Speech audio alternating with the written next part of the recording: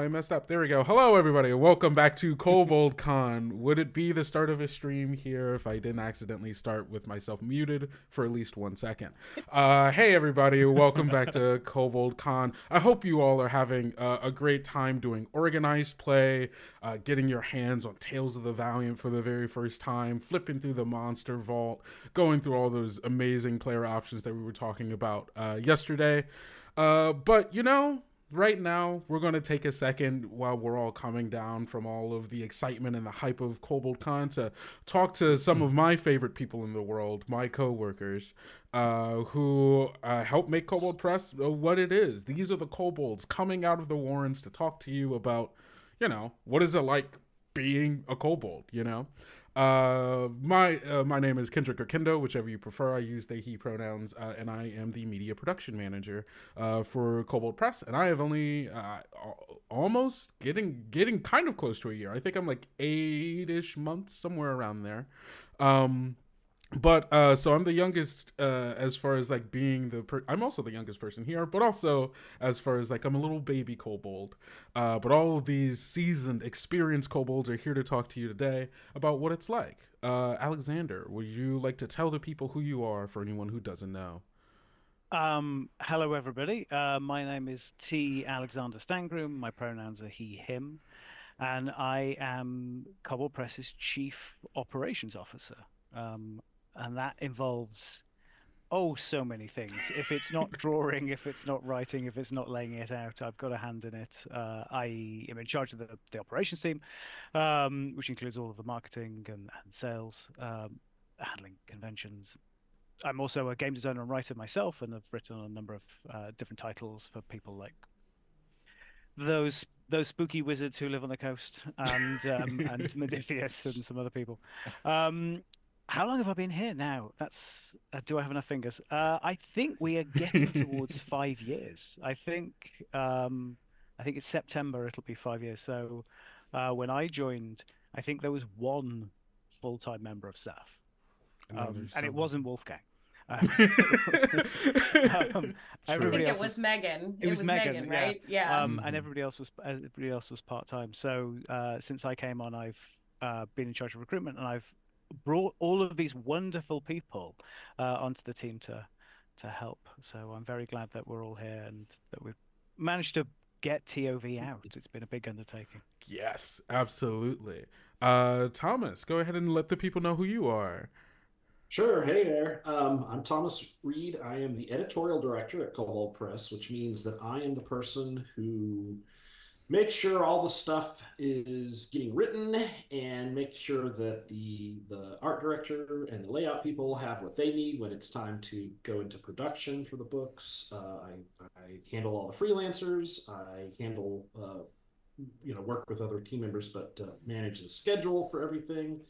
I'm basically the person who on the product side makes the trains run on time. I've been with Cobalt Press a little over 3 years now, almost 3.5. I've been in the role playing game industry for 32 now, so yeah, I've been a little long in the tooth, but that's who I am. Amazing. Yeah. Kim. Oh, Oh, I'm so sorry. Did you have anything more, Thomas? Nope. Okay, Kim, let us know who you are. I am Kim Weiler. I, she, her pronouns. I am the sales manager here at Kobold Press. Anything really that puts books in your hands is basically what I do. So the conventions, things like the back end of the web store, Kickstarter fulfillment, logistics fulfillment, as well as anything that puts books into the retailer's hands. So all of the distribution side of things, as well as anything that Alexander thinks that I could do, I can change my hat into to help out when there's a need. I have a lot of skills that I tend to offer.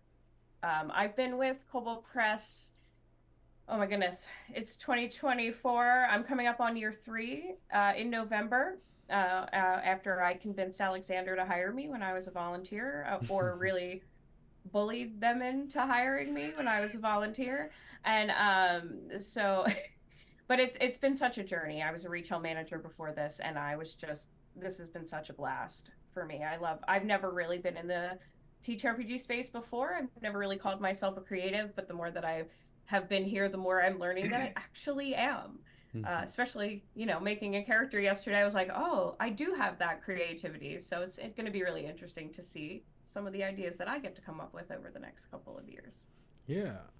And last but most certainly not least, Chris. Who are you? What are you doing? Hi, everybody. Hi there. My name is Chris Wright. I'm the Customer Service Associate at Cobalt Press. Some of you, we may have chatted online.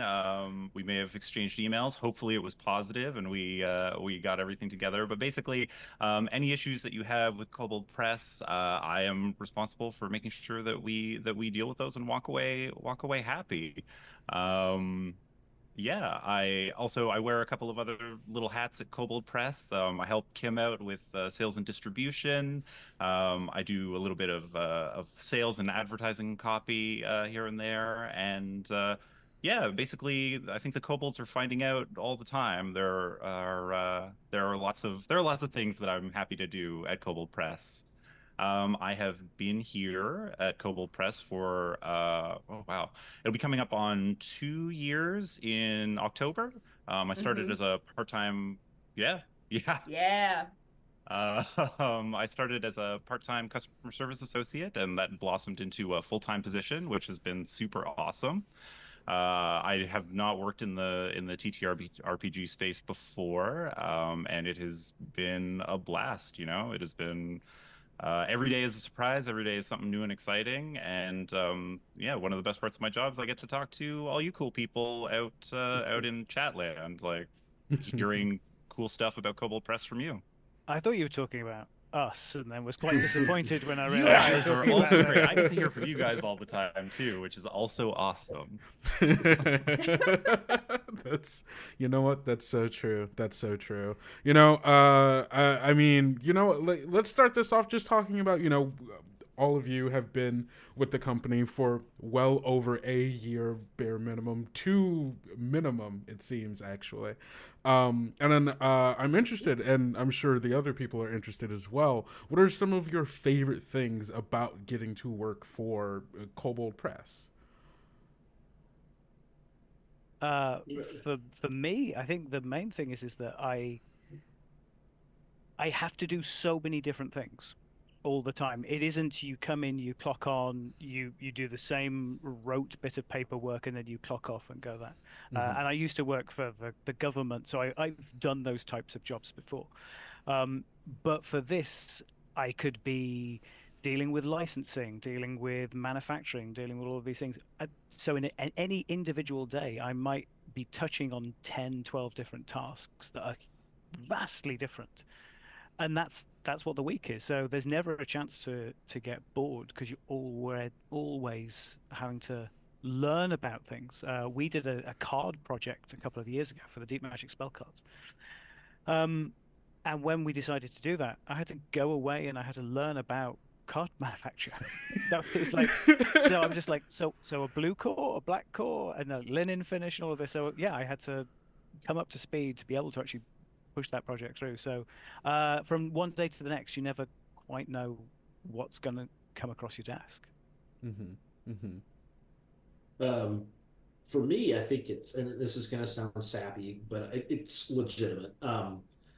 Working with everybody at the company, it's like a big family. We're very close. We're all very tight knit, and everybody pitches in to help. And everybody is really excited to work with each other. I mean, obviously we love what we're doing, but it's a good group of people. And I've been in situations before that are like that, but everybody at Cobalt Press is great to work with, and we are all pushing the same direction to try to make sure we're putting out terrific products. But we're also always looking to try to make sure we've got each other's back, and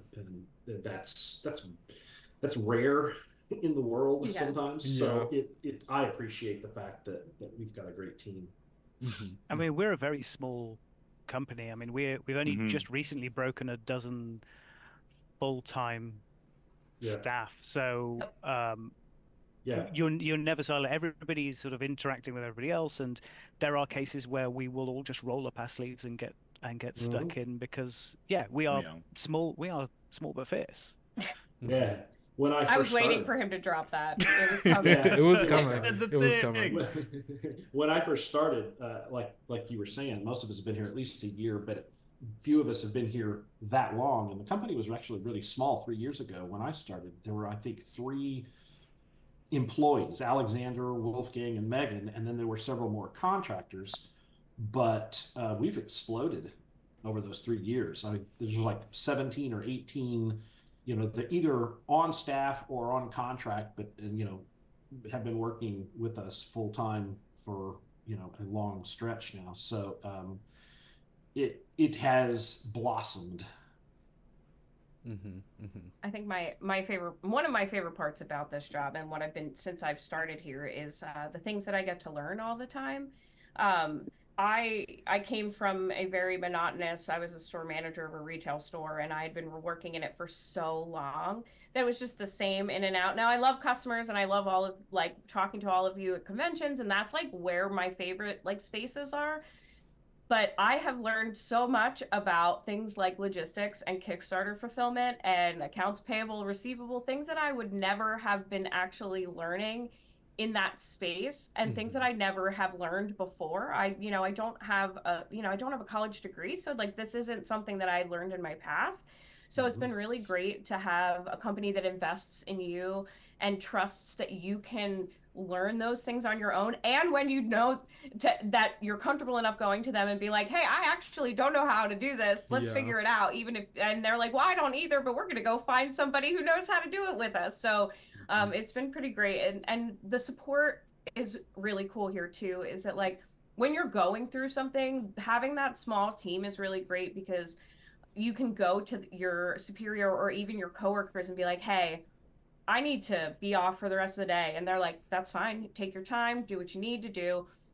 We'll pick it up here.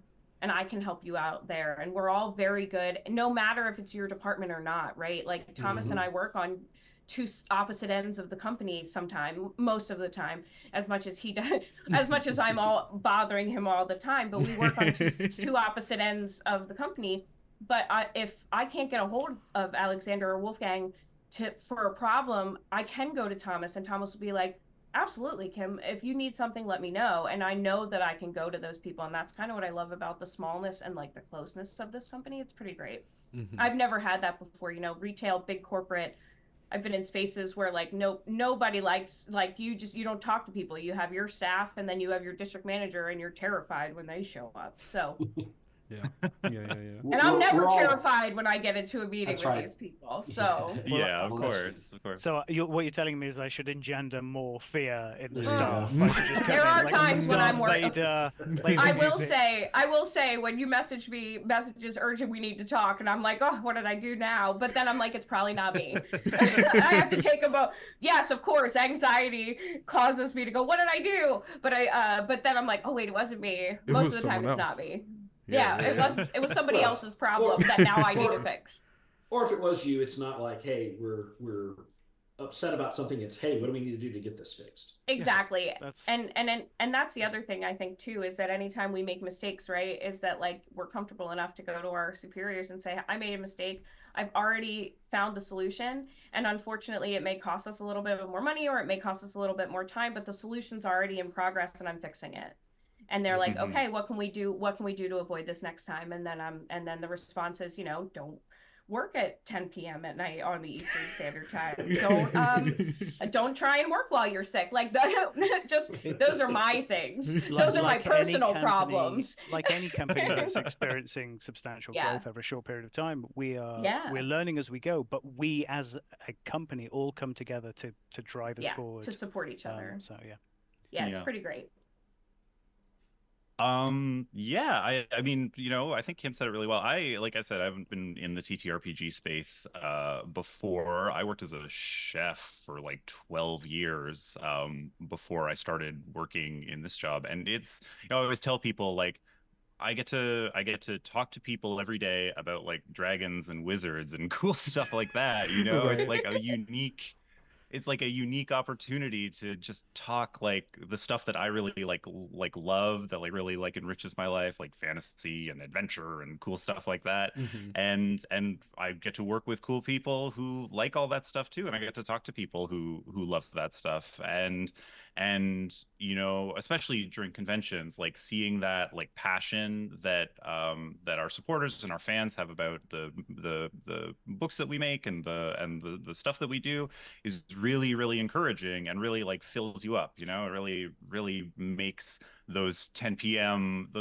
work nights like worthwhile, because this is a unique company, and we all occupy these unique roles. I love the Kobold Press gives me an opportunity to do other things. You know, I started as Hmm.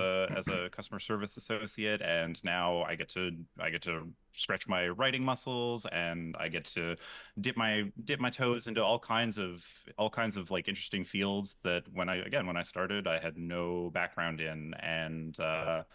And it's been a blast, you know, learning new stuff, doing new things, and seeing some of the things that I've written pop up on the back of a book, or like pop up on the internet somewhere. I think like somebody quoted something that I wrote, not me delivered like purposely, but like I was Yeah. like, oh, I recognize those series of words, like that's cool.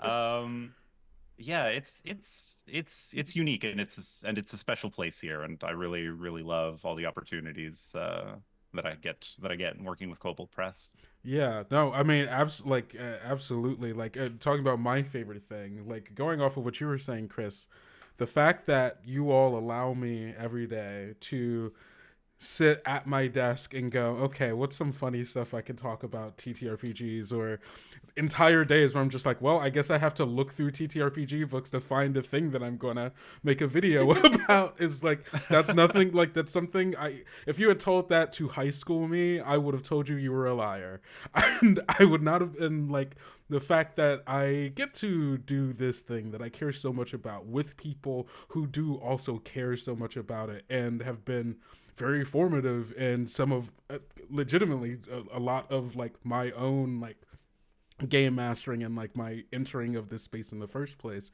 It's super cool. And the fact that we are as tight knit and supportive as we are to each other, it just helps make every day, you know, a little easier. And, you know, that's pretty great. Um, I mean, I talking feel to. like a I feel like a bobblehead here. I've just been nodding along with Hey, everything that Yeah, all Cal of is us yeah, are. saying. We're like, It's yeah. true yeah, though. Like we love we have it. fun. We have a lot of fun here. Yeah, yeah, yeah, There's a yeah. reason that working in the industry is the wish of so many fans. So when I advertise for a job for Cobalt Press, I know that I would like about 50 applications. I'm going to get 500 or more applications, Yeah. even on a very short time frame, because yeah, working for a tabletop publishing company is the dream job for a lot of people.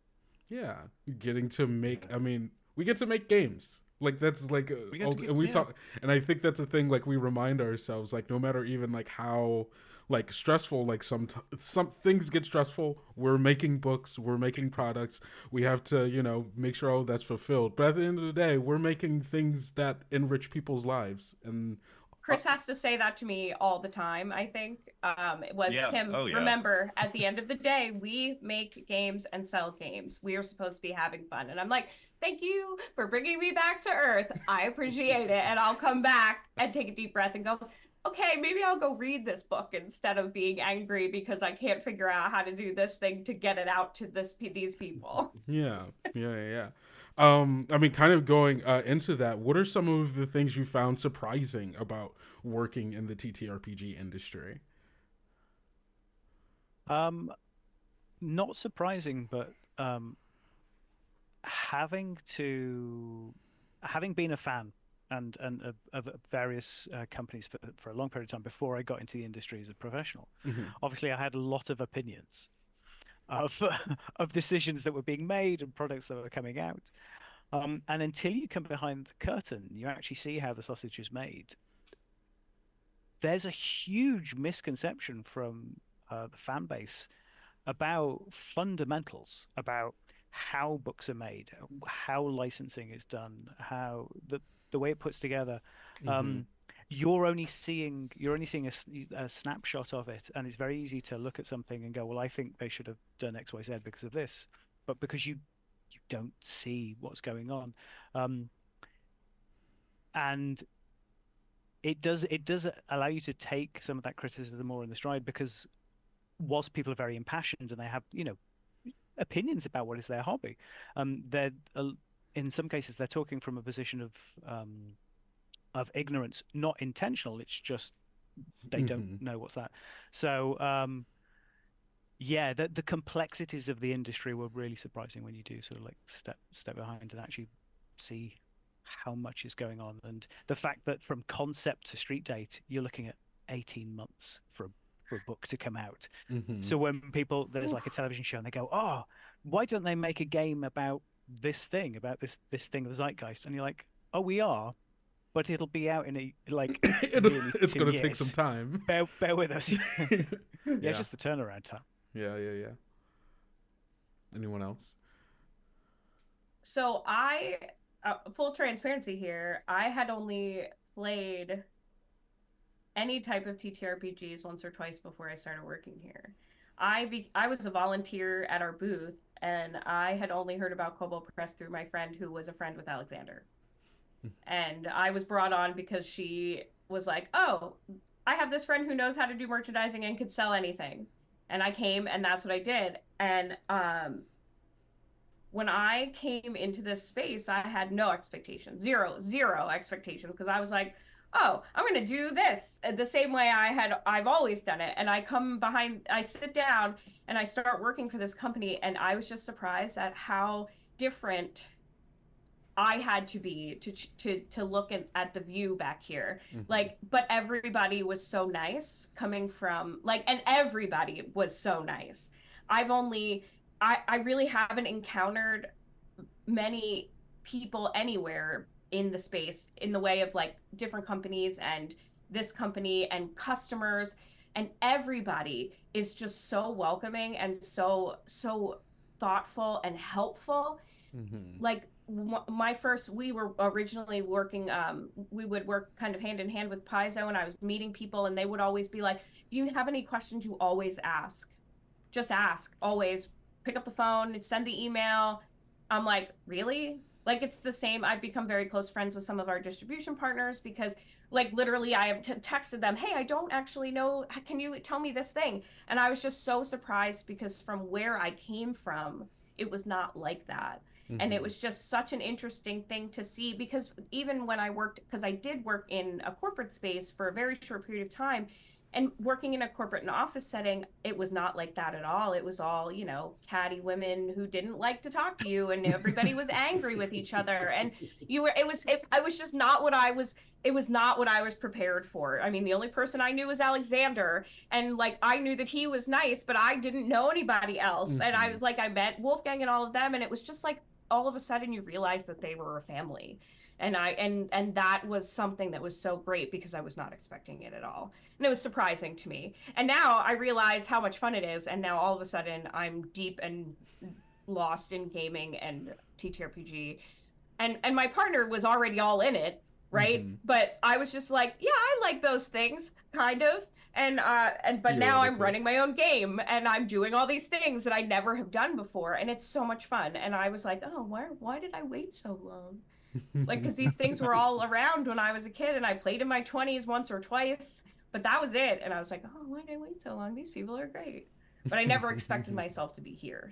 And it was such a surprising space when I entered. Yeah, understandable.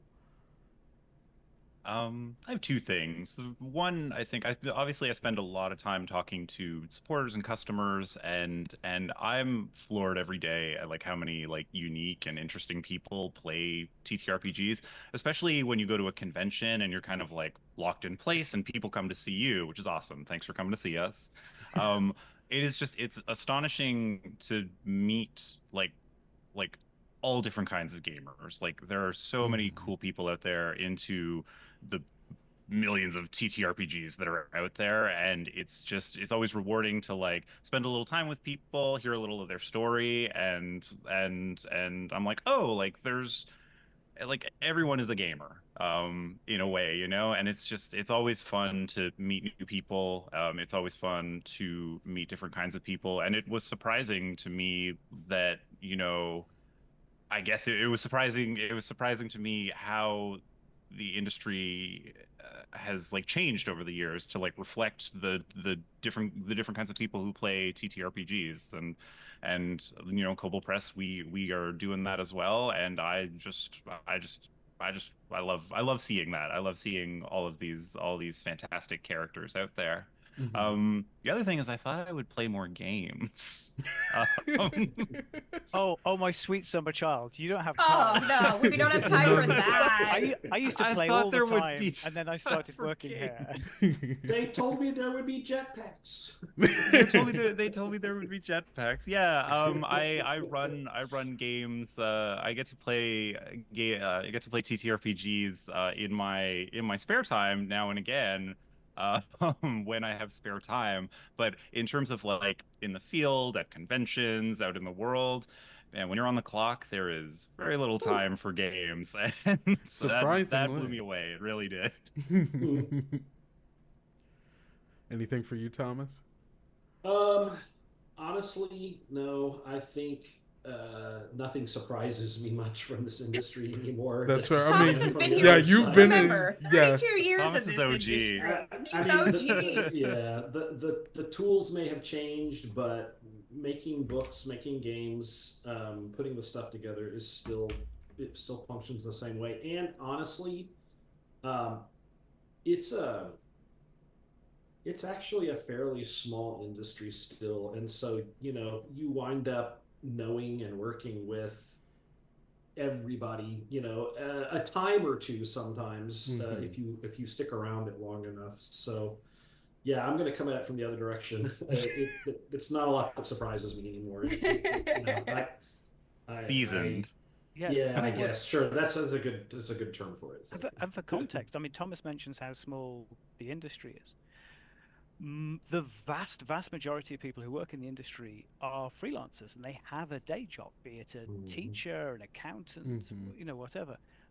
There's maybe 250 people with full-time salaried positions. I mean, a bit more than that. Yeah. But again, it's close to that number. Right. There aren't many you know, companies. I might not know everybody that works at a place, especially like somebody who's coming in more recently, who's bringing a different take, a different kind of approach to game design and stuff, which is, you know, in and of itself fun to learn about. But I know people who work at just about every one of the publishers, you know, and maybe I haven't worked with them before, but in a lot of cases I did, or I know somebody that knows them, and you know, we always wind up getting together and cross pollinating at conventions and things like that. So you wind up getting to know the vast majority of the people. I would say it's like almost like a high school, right? You know, your class of 200 or 300 people. No, there's no test on this later, Chris. I'm sorry. But you know, it's like you might not know everybody in your high school class really, really well, but you at least know of them, and you know, bump into them, or maybe you have them in a class with you or something like that. So yeah, that makes sense. I mean, I guess kind of building off of that, because we've talked a little bit about, like, you know, the history of Kobold Press, the fact that up until 3-4 years ago there were only 1 to 2 full-time employees, one of whom wasn't Wolfgang. But that's right. For a long time, Wolfgang did a day job. Yeah. And he was only doing this at nights and on the weekends because it was sort of his passion project too at the beginning. So yeah, sorry, I didn't mean to cut you off. No, you're so good. I mean, we can talk a little bit about that, right? Because Kobold Press has come a long way. I mean, in a relatively short period of time, right? But like Kobold Press started off as a blogs, if I'm remembering correctly. Yeah. So we had Kobold Quarterly. Oh, this is an interesting thing. Wolfgang has told this story before, and in a different world, we'd be a much better off company because Wolfgang invented crowdfunding, He and sure then did. like doing sort of like a blog and like having a tip jar and putting this together and say, hey, if we got this money, and then I'll do the thing. So like concepted this, and then some dastardly company like Kickstarter went and did that. And actually, like, it's like, what if that was the only thing we did, actually? yes, I was like, oh, that'd be the job would be less fun, I think, if we It would be a lot less fun. But he was coming up with fantastic ideas. Even if they weren't Wolfgang and his live journal and his tip jar is really what got this started, and I loved that.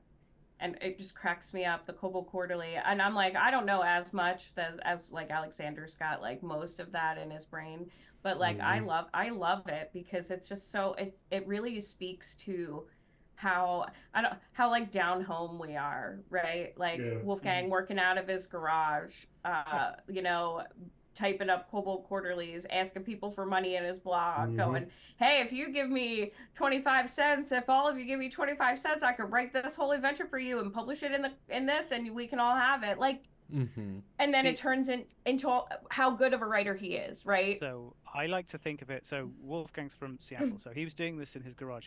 So I like to think of Cobalt Press as the grunge band of the industry. There it is. Yeah. Right. Yeah. A lifetime supply of flannel. I guess what we up coming up on 18, 19 years now for Cobalt Press. I can't remember. We turned legally 18 this year. Yeah. In March. In the spring, right. So, and like the first 10 of that, the first 10 years of that, it was just Wolfgang by himself doing those things. And then he started adding another person or two. Mark came on and started, you know, Mark very early. Yeah. That's right. Started doing the art direction for him. And, but he was still primarily just farming out the work to freelancers, and he was managing it at night and on the weekends. I know I've told y'all this before, but kind of going back to that beginning, Wolfgang and I started at TSR Incorporated back in the day, the same day. I was talking about how everything kind of comes full circle and you wind up working with or knowing everybody in the industry. You know, he was with the periodicals department, and I was working with the games department, and we actually, you know, like our first day there kind of thing, had a meeting with the late great Jim Ward to kind of get our what's the word, anyway, you know, the our introduction to the world of working in that company. And you know, we've gone different directions in the intervening years, and now we've kind of come back around. So but yeah, it's like you said, 18 years, and it's changed quite a bit since his first days of doing that while he was working a day job at Microsoft, I think. So on some of the cool things I think I like to think about too is that I tend to forget like that we have done things like write for those wizards over on that coast, right? Like Tyranny of Dragons was designed by Wolfgang and Steve Winter here at Cobalt Press, right? Whilst that like the rules were being written? Whilst the rules, right? Exactly. Yes. And so like you like this has been such an interesting journey for this company. We've partnered with them with everyone under the sun, in my opinion. Like the difference coming up with upcoming VTT partners, coming up with all of these different new things coming out. You want to do this thing? Hey, yeah, sure, we'll partner with you, Fanroll, and we'll do this dice set with you. We're down. Like it's so great to watch Cobalt Press kind of build its history as it's from the beginning in the garage through the beginnings of crowdfunding, right? Through writing for Wizards to now being such a great and like solid foundation of a company, and like growing and building, you know, a game like Tales of the Valiant, and being able to give it to everyone and putting so much passion into it, because I know that I put a passion into everything that I do for this company, and I know that the creators of this game and everyone on the team did the same, right? And we all, it's just so cool to see in that like the growth and the history of the company. Yeah, exactly. Yeah, that's, I mean, it's from humble beginnings, you know. Right. And like that's and I think that's one of the things that like makes Kobold Press special, right? Like Kobold Press has always had roots in community support and like community as far as like what is incentivized as to make what we do and like make games and like make adventures and try to bring light and life to everyone's table. um as apart from our kind of, as Wolfgang put it, our grunge band nature, in the TTRPG industry, is there any other stuff that you all feel like distinguishes Kobold Press from some of the other publishers in the space? Um, Cobalt Press has a very good reputation within the industry. And I do, whenever I interact with creatives at other companies or freelancers and writers, it's lovely to hear good things and genuinely like strong opinions about Cobalt Press because of our track record, longevity, and our commitment, as you said, to supporting the community, to consistently high quality of work, and not just the quality of what we put out, but the way in which we comport ourselves. I mean, we've mentioned a couple of times about how the team actually works quite closely together and acts as a lot of support, and that's one of the things that I look for when I bring new people onto the team. Is it's not just can you do the job. There's a lot of people who can do individual jobs. There's a lot of incredibly skilled people, but I look for that X factor, and then like, are you a kobold? It's not can you do the job.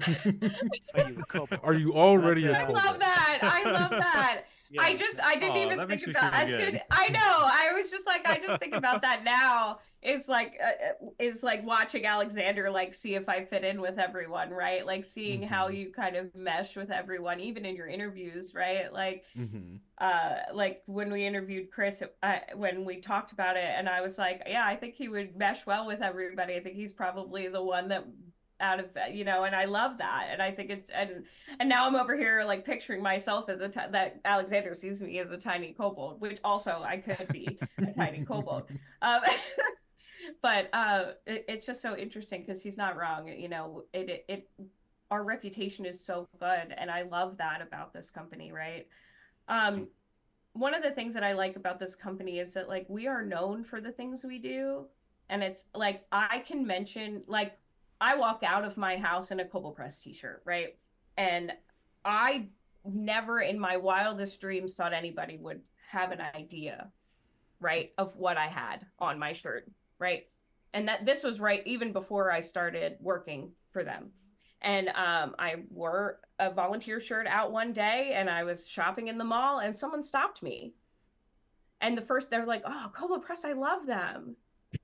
God, they make the best monster books. Have you read their monster books?" And I'm over here and like shopping in, like, I think I was in like Lush in the mall, and this guy is just going nuts.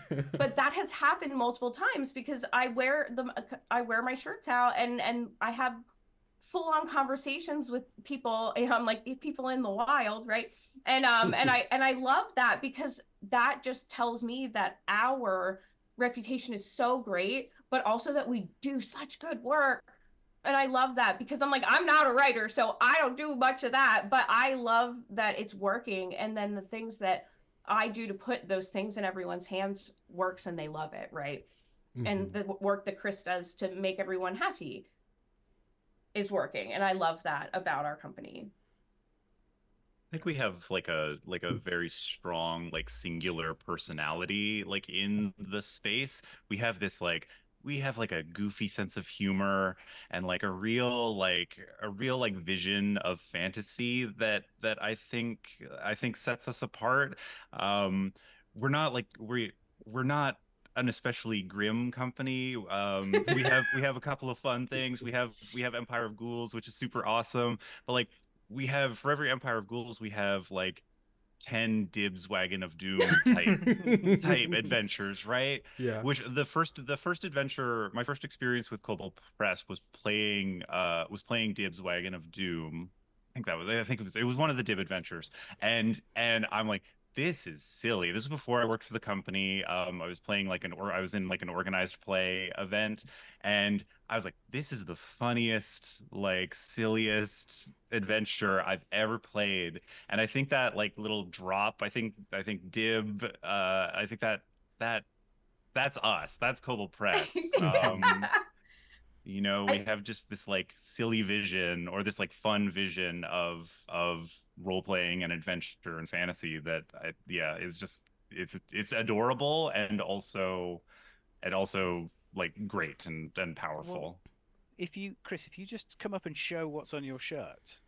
oh yeah, So Jiro. this is our cute, mascot. right? I know. Jiro. I'm like, let's all show our There he goes. Jiros. I'm in the UK at the moment, so I've got a different t-shirt. But Jiro is our mascot, and this is the fantastic art that we've had for the convention Jiro, and the joy on his face at experiencing a convention and being around his friends and being in a thing he loves, and just that sort of fun, slightly goofy kind of thing. Yeah, that's the energy that we go forward. Yeah, said we're here to have fun, and we're here to make sure that you can have fun in the games and stories that you want to tell.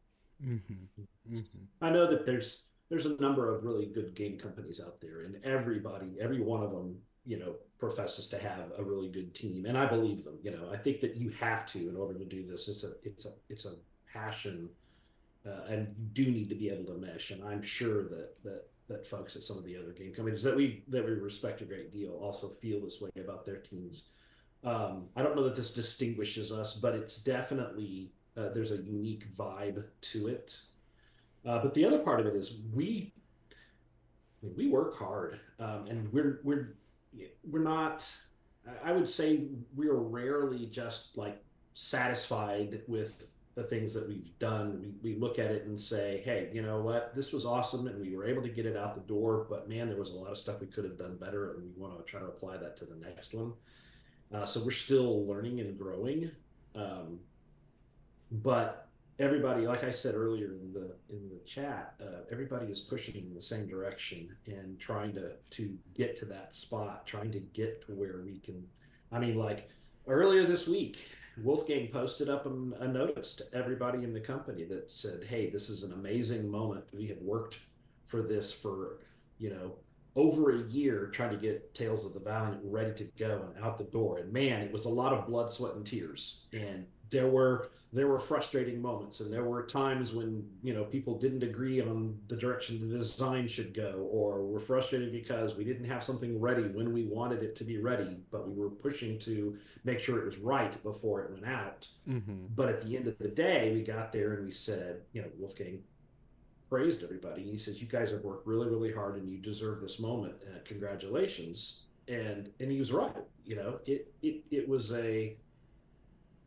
was a significant moment for pausing and saying, wow, look at what we did. And but there's still stuff we can improve on for the next product, the next month, for the next quarter, whatever it is that we're trying to do. So I like that people are happy and having fun and passionate about doing stuff, but I also like that we're constantly trying to improve on ourselves and figure out better ways to do things, better ways to market, better ways to develop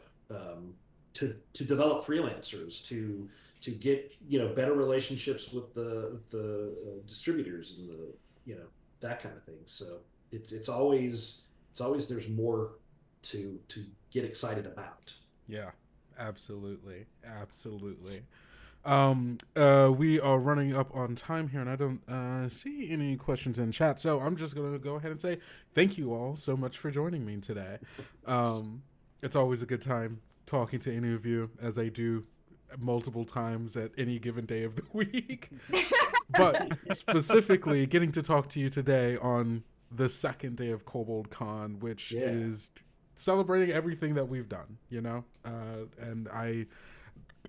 I'm still relatively new to Kobold Press, but I just want to take this moment to say thank you to all of you for helping make the last 8, 9 months of my life. Truly much more special than I ever thought it could be. And Awesome. I am very happy to call you all my coworkers and to be a I kobold. hope you keep that Yay. enthusiasm as we hit the convention season. Yeah, I was like, you're about to Uh, you're about to hit the floor running here with us in the convention season. So the rest of you should, all of you people come visit us on the convention floor at any of our conventions. Right, we'll be in GameCon Canada in June. We'll be at Gen Con. I think Kendo will be at Big Bad Con with Thomas, and right? Mhm. And In the I fall, do believe Zach will be running some organized play at Gamehole Con. I'm We'll be at guesting Dragon Con, I think, right? MomoCon, At yes, MomoCon and Dragon Con. So you got to Gamehole keep coming to see us everywhere so we can continue to talk to you guys. I think that's it's one of those fun things. And Kendo, you are such a great asset to our team. I think I enjoy watching your TikToks all the time. If you guys don't follow us on TikTok, you should. They make me laugh every day, and they come up on my feed naturally. I'm not like searching them, and it's always like a fun little piece of joy for me on my day, like my daily TikTok scroll. So if you guys don't follow us on TikTok, you should, because Kendo works really hard and it's pretty It's great. good. I appreciate it. But enough about me and all great work that we have done. Thank you all again so much for watching. Kobold Con isn't done yet. We still have plenty more for you. Coming up next, we have another panel with some of our VTT partners talking about what you can expect getting Tales of the Valiant in on the variety of platforms that you're going to be able to get it on, and kind of the work that went into getting it out for you this weekend. So don't miss that. We are going to be taking a short break here, so please use this time to get up, go to the bathroom, get some water, whatever you need to do, and we will be back with you shortly. Thank you all so much, and we will see you all then. Goodbye, everyone. Bye, everyone. Bye, everyone.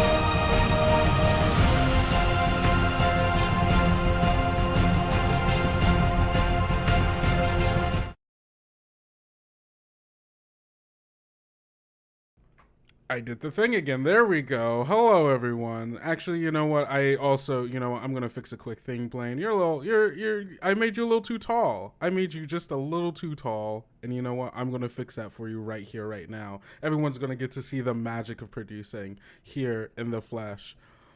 That's the joy of Cobalt Con, right? Hey, no, just give him a little sneak peek. Hey, hello everyone, and welcome back to Kobold Con. I hope you enjoyed our previous talking with some of the Kobold staff, the people who help. Speaking of sausage, help the sausage get made. But here are the people who help make sure you get the sausage on your plate. Where these wonderful people are just some of the many partners that we work with trying to get Tales of the Valiant and other Cobalt Press stuff on your virtual tabletop of your choice. Joined here with a bunch of wonderful people here today. We're just going to go from left to right as it is on the overlay. Alexander, for people who weren't here for the first panel, let them know who you are. Hi, everybody. I'm T. Alexander Stangram. My pronouns are he, him. I'm the Chief Operations Officer for Cobalt Press. And within the frame of reference of this, I oversee licensing as a whole for the company. Yes, amazing. Vincent, how about you? Hey, my name's Vinny or Vincent. Call me whatever you'd like. I'm the head of customer success at Alchemy RPG, and my pronouns are he, him. Awesome. Dan. Hey, how's it going, everybody? Dan Munoz over here. I am the content producer over at Alchemy RPG. My pronouns are he, him as well. And Blaine. Hi, everybody. I'm Blaine McNutt. I work for Cobalt Press as the Director of Digital Growth. In the context of VTTs, I work with all the partners to make sure they get the content and work out what we want to do for designs where they have questions, try to get editing back and forth. Hal knows I get a lot of editing questions. So VTTs are a great platform to find inconsistencies and bring stuff back into the hard copies for everybody. So, and my pronouns are also he, him. Mm-hmm. And last but not least, Hal. I'm Hal Howard. I'm the co-founder of Shard Tabletop, and like Blaine said, we usually work through all the content and figure out how to make it happen, right, in digital form. So like that's my primary role here at Shard is working with publishers to make sure all their content makes it on in pristine shape and that everything's well represented. So amazing, and the work that all of you do are truly like it cannot be overstated how crucial it is as far as making sure that players have access to the games as conveniently as possible, as organized as possible, and as good looking as possible, which all of you do amazing on. Let's start this off by walking through some of like the process of what was it like to integrate Tales of the Valiant onto the virtual tabletop platforms that you represent, and like what were some of the key challenges to that integration. Dan, you want to jump or you want me to? Well, actually, I'm going to pass this one off to Vinny. Vinny is, yeah, go for it. Why don't you handle that? Yeah, so over at Alchemy, the way we kind of create systems is sort of twofold, right? We kind of have two sort of simultaneous paths, being one on the development side of actually creating the bespoke integrations for these games, and then our team of ingestion folks who basically bring the content into our format so it can kind of get served up very cleanly to anyone who buys the integration on the platform. And so for development, we've been very heads down on like developing a ton of non-5e systems. So it was pretty nice for us to kind of go back to the 5e world for a little bit, which, you know, a ton of people know and love very much. And what was really cool is we sort of created our TOV integration as like a derivative of our existing 5e integration. So we can change a lot of like small things, maybe like you know, calling spell levels circles instead, or incorporating like the luck tracker for TOV. And so what that's also done kind of in tandem to creating the integration is just up leveling our system overall. So, as we develop these improvements, we can kind of bring them sort of a la carte to other folks who want to use them in their own way, whether that's in our traditional 5e integration, in our TOV integration, or their own thing. So that's kind of what we've been doing on the dev side. And then the ingestion side are the folks who literally read through the books, read through the PDFs, and painstakingly type out and sort of hand curate all of the content directly into the platform, right? Typing in the spells and the monsters, and moving all their actions and statistics into our format. It's a super manual process, but it's also a good way to make sure that there's a ton of quality in that, and that everyone's actually looking and touching every single spell in the book.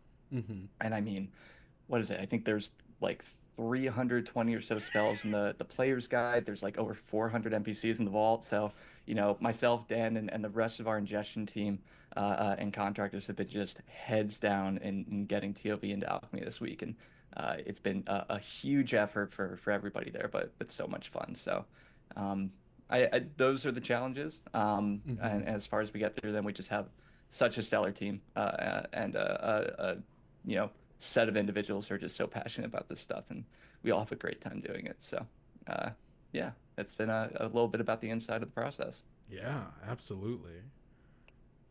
Yeah, for Shard, it's a little different. Many of the same things. We basically took Tales of the Valiant as a alternative version of 5e, basically.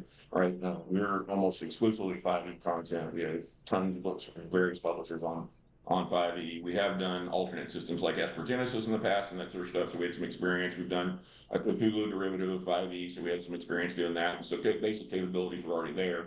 But we went and layered on things like the Lux system. We did this back when the alpha was released before Black Flag role playing, and actually did all of the sort of software changes back then, right? So everything that was like the new systems that needed to be implemented, and they've been testing. Our users have been testing that stuff and using it for months now, right? In terms of what's going on.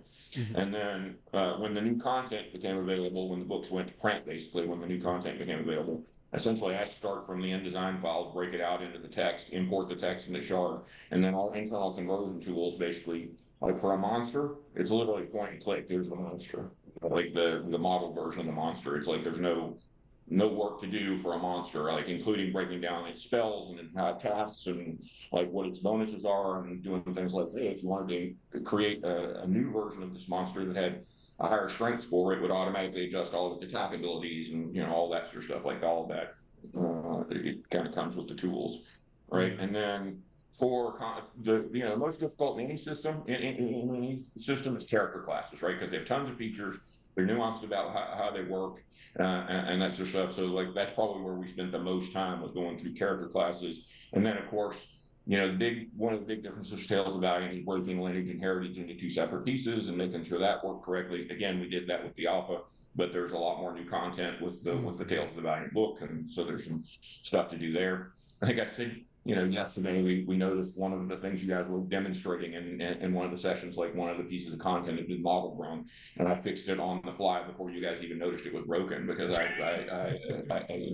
and so that's the good thing about our system, is I can literally fix something and redeploy it in seconds, and every user worldwide gets it like as soon as I fix it, right? So that's the way our stuff works. So yep. Yeah. So it's been a journey, but we're happy to be there. We've got the 2 core books plus the Caverns of the Spore Lord out, and we have several other adventures in the pipeline, and everything else will be here before you know it. And the good news is we've treated everything as completely interoperable, so you can literally create Tales of the Valiant character that uses a 5e background if you want to, or you can create one. Hey, your favorite race isn't available yet in the heritages and lineages. Great, choose a 5e race. Choose a Subak. Like if you're playing in the Southlands, you want to choose a Subak race. It'll work perfectly fine with all the rest of the Tales of the Valiant character class material, character backgrounds, etc. It'll work just fine. It completely interops. All right, so that was one of the important goals from us when we started design, was that we have, what is it, about 80 Cobalt Press books playing all together, like some that are available only by subscriptions, that the big ones, and like the Warlocks, like we've got every issue of Warlock that's ever been produced, and the compilations into the grimoires and all that sort of stuff. So there's a lot of material out there, a lot of 5e material out there. And so one of the important goals for us is that users that are hardcore Cobalt Press fans got to reuse all their old material, right? Whether it was an adventure, whether it was a character class, whether it was whatever they wanted to reuse, they could reuse it. And so that was a big design goal for us. And so we set out to achieve that and make sure it happened. And so now you can create a character that's got a mix of, whatever set of materials you want, and that sort of stuff. So yeah, that's amazing. You guys highlighted that during character creation yesterday, where it said, "Ask the game master if you want to use the older 5e." So it preferences the TOV stuff, and then there's a line that says, "Ask the game master if you want to use any of these other materials you have." Yeah. So Hal pointed out something that I think is worth mentioning about working on the alpha. So the alpha document, for those who haven't seen it, we brought print options of this to Gen Con last year. So it just shows how long these companies have been working on getting this to be supported, and how long it takes to actually build that stuff. There was a very, very short print run. You're very lucky to actually have a copy of that. Did we deface it? I mean, sign it? I need to get one. I need to get some signatures. Yeah, bring it to a con, and I will draw absolutely something do that. But yeah, no, been working on this for ages, so it takes a huge amount of time, and this is one of the things that Blaine does and we do is, the moment we have books in a position where we can hand them off to the VTT platforms, they need to get it straight away. So as soon as the books have gone to press, because you need that lead time. As great as these people are at their jobs, it still takes X amount of time to get this. So what we aim for where possible is, when we have a book launch, the VTT launches are coming out at the same time. That's really what people want. They want to be able to use the content straight away. But in order to do that, you've got to forward plan months and months and months in advance. So I'm incredibly happy that we've got these two platforms that have been able to make that timeline. And I will say, for the other platforms that are coming who aren't at launch, it's no shade on them. There's a huge amount of work. So like, don't think that they've missed the boat. And these people can testify. Each platform has its own nuances, takes a completely different sort of length of time. Exactly. Yeah. So, every ingestion is different. Right. And as Hal said, even now, even though we are released and everything like that, we are still developing constantly. So if someone comes up to it and says, "Hey, this thing didn't work the way it was supposed to," or "Hey, this wasn't input," or there was literally a mistype, because like we do this hand by hand. So we want to make sure that all of this is in develop constantly. We want people to know that if they run into an issue, bring it to us immediately so we can fix that for you, and that's the whole purpose, is being able to get this out to you as soon as humanly possible, but also developing along the way to ensure that no matter what, by the time you get to a good point in your adventure, we've made changes the whole way along with you to improve your experience the entire time. Yeah. Absolutely. And it's critical to, that for the two of us, at least, we both operate as online services, which means when we fix something, it's fixed, right? Like it's fixed for everybody, right? Which is one of the advantages of running a service that way. And so, like, just literally 20 minutes before we got on this call, somebody reported that the true scale Cobalt wasn't letting them choose their damage resistance correctly. 3 minutes later, they had a version of the true scale Cobalt that would let them choose their damage resistance correctly. So, like, that's that's the way it works. So, yeah. And from Cobalt Press's side, I think the big difference really is that this is the first time we had to kind of go out and ask people to either build a new engine for us on top of their platform, the variant of 5e, and had a lot of conversations with Hal around this as well. But then for some of the other platforms, we're actually building them ourselves, and that is taking a big learning curve. We have to identify people who can do that. We have to get them contracted to do that. We've had some amazing work come from some other platforms. So there are, we do have other platforms on the way. Everybody's trying to get everything come up to the line, but as Kendo pointed out, it's very difficult for us to get all this time together, because we have different teams running at different paces. So we're going to have some folks come out earlier, but that doesn't mean that we're ignoring our fans here. Yeah, and I guess kind of talking a little bit about something that all of you basically touched on is, like, when going through the integration process, both from the VTT side and also Cobalt Press's side, what are some of the key features that we are looking for, or that you are looking for, that like help make that platform like suited for Tales of the Valiant, and also like gives the for the players, like gives them the tools that they need to be able to play Tales of the Valiant, and like a little bit more, because that's the joy of like, that's the power of being able to have this tool, right? Yeah, absolutely. I mean, I'll go ahead and speak on Alchemy's behalf here. I think that the thing that people, when they first see Alchemy, a lot of times they think of it as like a very like a 90-degree turn from a regular VTT. But really, honestly, it's just like every other VTT out there. We still have that tactical grid-based combat. We have things like Field of Fog of War, tokens, measuring tools, everything you would need to run a regular game of Tales of the Valiant or anything like that. But the thing that we really kind of harp on, the thing that we like to focus on for us specifically, is our story mode, things that allow you to have like a window into that world, right? The immersion aspect. So instead of just greeting you with a map and just having you sit on the map while you describe the scenes and everything like that, you would have a fully fledged, like, especially with the art that you guys provide, is just incredible.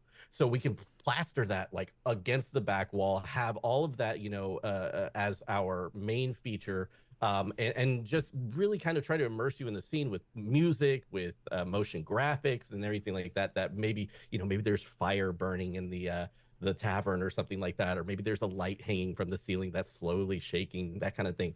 All those things are there, right there in front of your face, almost more like you're watching this all happen and being in that scene, versus trying to imagine what might possibly be happening if you're looking top down on a map, that kind of thing.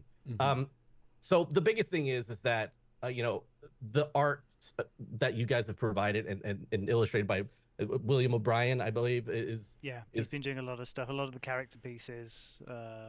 It integrates so well with the Alchemy aesthetic that it is almost like it was made for Alchemy. It's just so good in terms of the way like it's all laid out, the way it's presented and everything, that it's just perfect for us. I mean, so we have absolutely loved every minute of being able to create these scenes and create these characters in our ingestion process and everything like that, because every single time we get to like a new scene or we get to a new character, we're always blown away by how incredible it is, and how it tells us, each piece of art tells that story that the stats of that character do. Because you can look at like, it has this ability, and you look at that character, I'm like, yes, I can see exactly how that ability would look had this character used it. So it's really, really neat, and I think Alchemy plays into that as much as possible to try to make you dive into that scene a little bit more.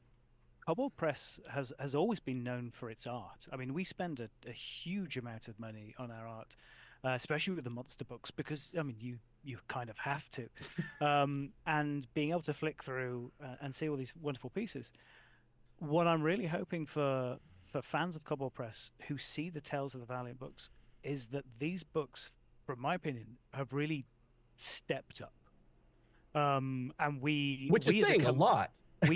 we as a company have leveled up. We've moved from being a third party to a first party company, but in terms of our trade dress, in terms of our graphic design, but in terms of our art as well, I think we've just taken the extra step, and having it on both of your platforms and having these fantastic pieces of art splashed full screen is great. And I hope fans of ours like the Nothing new better, direction like, that we're going into.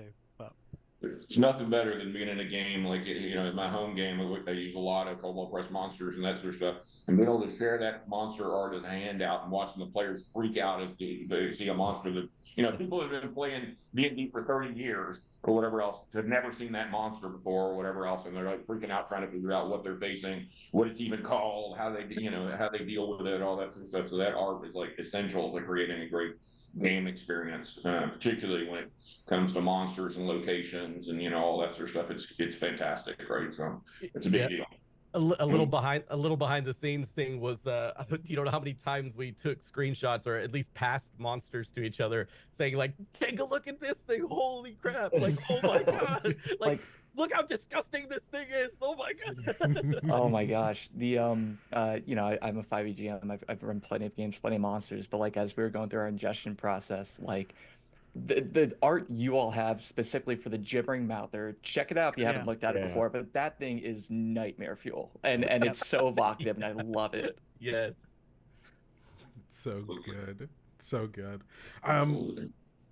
I'm interested what kind of, so like this, like Tales of the Valiant is now out and available right now for both Alchemy and Shard right now. What sort of feedback have you all already seen, if any, from players who have used the platform to play Tales of the Valiant? See, for us, we started with the alpha, right? So we got to kind of long, and then we got the more immediate stuff that's happened in the last couple of days from the GMs that were going to use it at the con, right? We gave them the content a few days ago, and then now, like as people have been able to buy the content, the Kickstarter content's been filled. We had this whole wave of content, and it's basically, it's people are impressed, right? Basically, things like the luck system and that sort of stuff make it do. Some of the new subclasses are just super cool, right? They're like, oh my god, that this thing is just cool the way it's done, and some of the tweaks to the main classes are actually done really, really well. So that's that's the kind of stuff you get from people immediately. And as they get deeper into the adventures, I think they're going to love some of the stuff that's been done in those adventures as well, right? Because I think Alexander's right. They Cobalt Press up you have to game, right? Like even some of the old adventures that are being remastered in a way that levels them up, right? That makes them that much more fun to play, right? And that sort of stuff. So yeah, I think that as we get deeper into the play sessions, that's going to happen, right? Most of the feedback to date has been about character creation and about how cool the monster art is, and that some of the simplifications to the monster block, and that sort of stuff has been where the feedback has been, but I think as they get deeper into the adventures and start using it more at their table, it's going to just get even, the feedback's going to be even more about the adventures themselves and some of the stuff that's going on there. So, yeah. Amazing. Yeah, over on the Alchemy side, TOV has been out for under 24 hours in Alchemy. We weren't a part of the beta. So we haven't had a ton of feedback on it just yet. But speaking more generally, I mean, we have a ton of lines of feedback at Alchemy, and I, as kind of the head of customer success, like I'm sure we all wear a ton of hats and kind of multi-class in our own way at our own organizations. But the whole sort of idea of my role at Alchemy is that I want to make sure that our partners are successful and our community is successful in playing and running their games on the platform. And so we have an amazing Discord community who is super active and super chatty and love leaving us feedback. And then we also have a feedback form directly available in the app as well as our support line. And so whenever anything's sent to any of those channels, 19 times out of 20, I'm the one that's kind of looking at it and I'm logging it for development and trying to speak on it in a way that would help the person who's giving the feedback. And that gives me a way to take it to our dev team and say, hey, a lot of people are looking for something like this integrated in this kind of way, and it gives me the sort of full picture to advocate for the community that this is something we should add, right? One of the more recent requests that we're looking to address is creating death saving throw trackers in Alchemy for times when your character goes unconscious. And so, it's not a hard thing to track, but there's definitely ways we can always do our integrations faster. And, like we said before, it's being a live service platform means that these integrations are never done. They're always getting better and better and better as more people use them. And they sort of sink into the foundation and sort of settle. And so over on the Alchemy side, we're always taking in feedback, and we respond to all of it and triage it on our side so that we can actually take action on it. And there's been some really cool features and stuff around our community that have our community has asked for, that we've been able to sort of prioritize and develop because we heard about it from them. Right, and let's be honest, without feedback, then we don't really know exactly what to fix, right? If we don't have people playing our stuff and finding those things that need either polishing, or maybe they want something that we don't have, or whatever it might be, without that feedback, we literally are just going to say, here you go, have fun, enjoy it. But without that feedback to then build upon what we've created, then our community is extremely important in just the fact that they play our systems and really get in there and dig in there, find those bugs, find those issues that you might have for a virtual tabletop versus like an actual tabletop. What are those differences that you would like to see on a VTT? We love hearing about those, because honestly, it just it literally just makes it better for everybody else. But that feedback doesn't just impact the VTT that the community is talking to, it can also impact the original source material. So any one of our hardcovers are tens and tens and tens of thousands of words, and we do our best. Every publishing company does our best to catch every single mistake. But when you're dealing with so much content, a few will slip through. And sometimes those mistakes are spotted by people using a VTT platform who think it's a bug, go to feedback and say, hey, this thing. And we identify actually there is an errata, and then the VTT platform will contact us and go, check this page, is this a thing? And then we'll spot things and we'll fix them for the next printing. So it's, it works both ways. Mm-hmm. Yeah, and it's a great example. I mean, using your books in particular, I believe you redid the Tome of Monsters kind of recently, where you sort of brought it to the current state of the game. You redid a bunch of blocks, you removed some ones that were irrelevant, and punched up a couple that sort of played at where the game's at now. And so we all had that feedback process, and it's all just so community driven. And it's always nice to see anyone who does it. Tome of Beasts 1 is the correct Tome of book title Beasts. for those people looking to buy it. Everyone was like, wait, is there another monster book I didn't know about? Oh gosh. Yeah. I've got all. You've got all of them. I've just got everything prepped. You've just got them all sitting right there, right off of camera, just waiting for someone to name drop them. Amazing. I mean, so going on to next question here. What was the work like, and how did you work with, obviously from both sides, on Kobold Press's side and the VTT side, right? Ensure that the version of Tales of the Valiant that people are getting on Shard and the version of it that they're getting on Alchemy, right, is true to what Tales of the Valiant is, but also very specific to the platform. Like, how did you take the rules and take all those mechanics, look at it and go, okay, what is going to make this the Alchemy, not version of the game, right? But like, how did you take it and make it, this is the Alchemy specific way that you will use this, or the Shard specific way that you're going to use this? Right. So I think I mentioned earlier we'd done a couple other rule sets, kind of rule systems prior, right? Esper Genesis and the Cthulhu 5e stuff.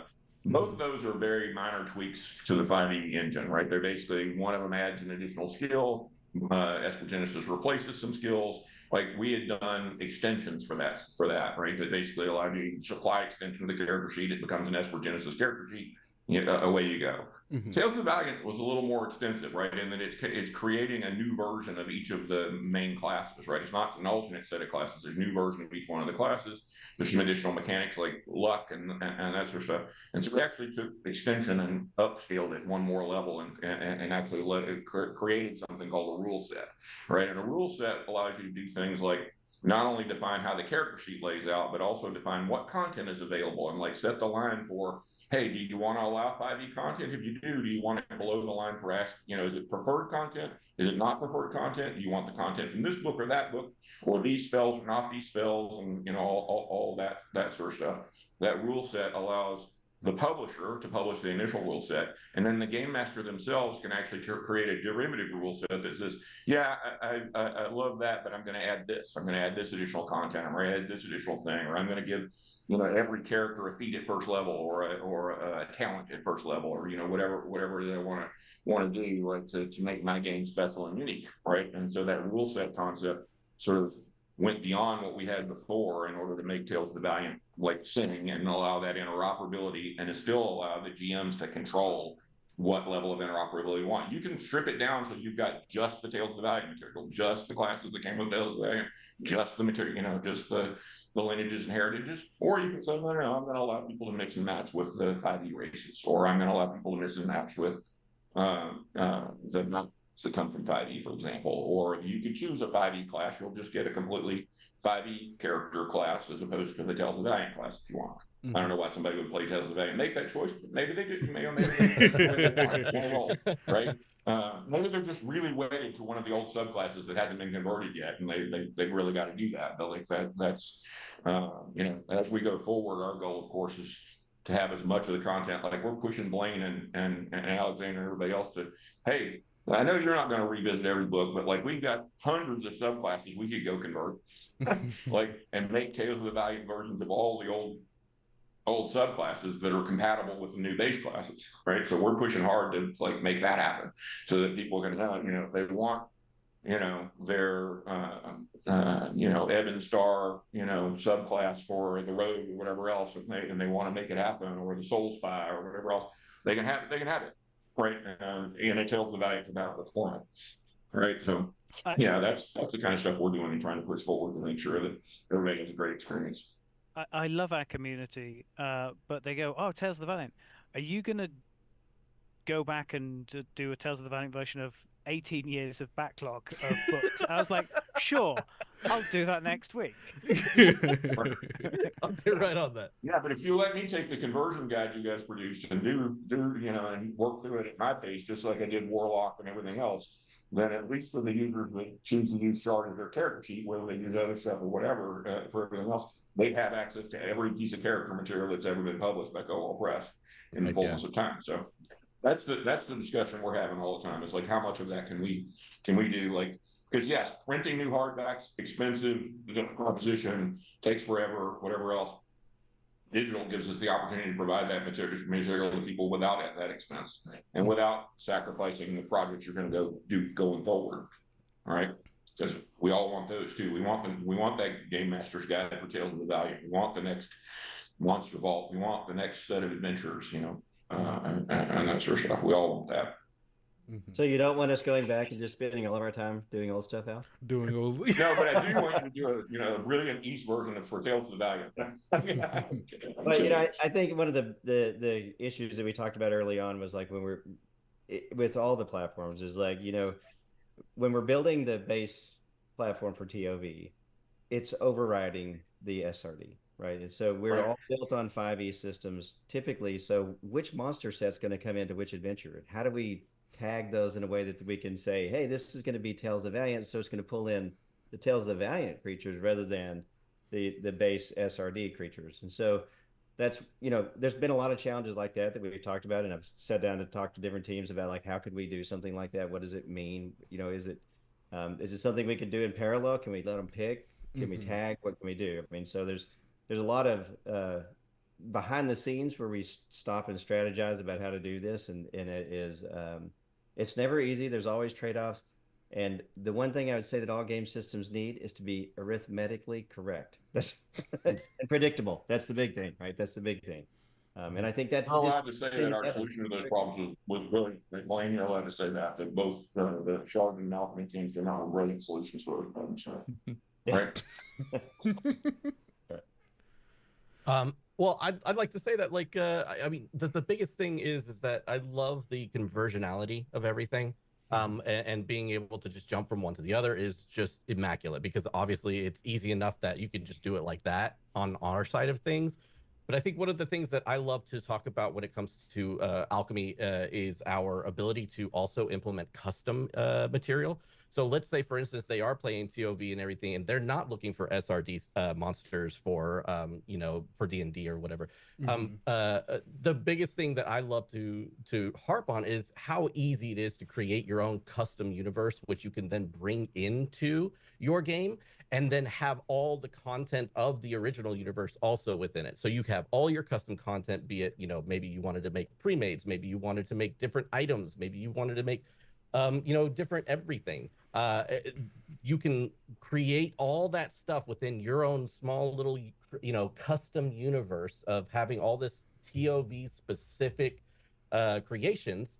And by clicking, a single button, having it all imported into your game and have everything based TOV, and then all your custom material on top of it. So we have a cool pipeline essentially to be able to have that custom content placed into your TOV games, and also be able to implement that custom content into basically any kind of TOV adventure you want to move forward with. So for instance, if a TOV adventure comes out in the future, you can continually bring in that custom material that you've had in that past game into every continual game after that. So it's a really neat thing that I think is pretty cool and unique with Alchemy, that experience at least.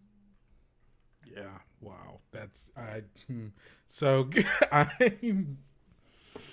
don't know. I can go on and on about how cool I think both of these platforms are.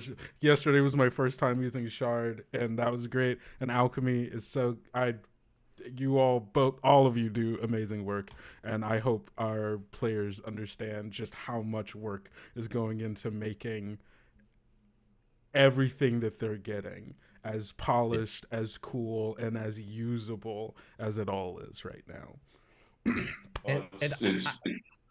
I just want to touch on the fact that also I love the fact that both Shard and Alchemy are here talking about Tales of the Valley at the same time. There's no, it's like a collaborative effort to bring the community to these virtual tabletops with like as much as a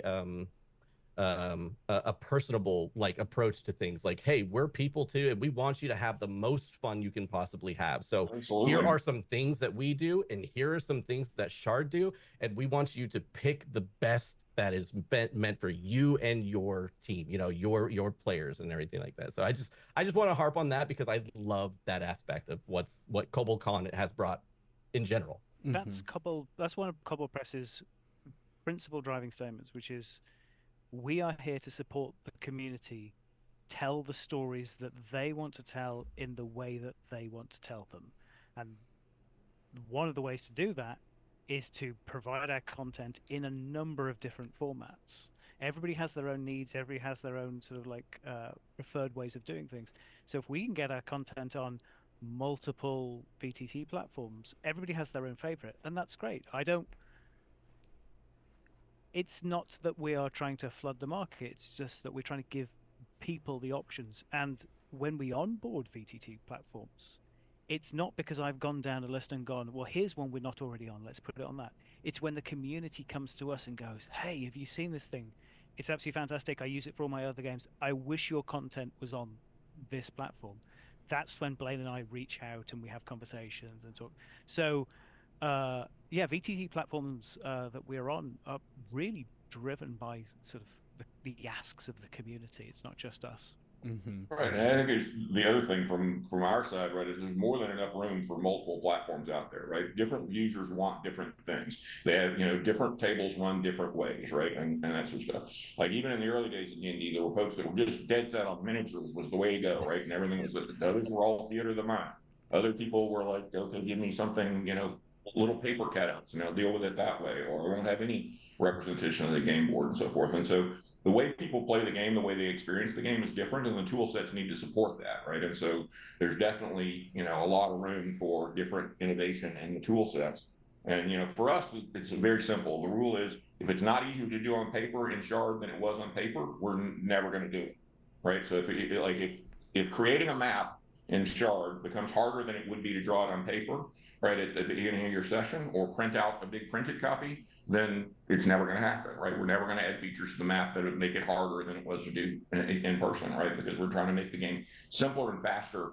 The biggest glut we have in this space is a lack of game masters, right? The whole industry would grow faster if there were more people that were willing to run the game, right? And the easier we can make it for people to run the game and to have a great experience running the game, the faster we're going to grow, right? Both as publishers and as tool sets and everything else. So for us, it's all about how do we make it as easy as possible for the game master to create the game they wanted, right? And deliver it to their players in the way that they wanted. And I'm sure the Alchemy guys feel the same, right? It's about how to deliver that experience for that game master to make it great for them.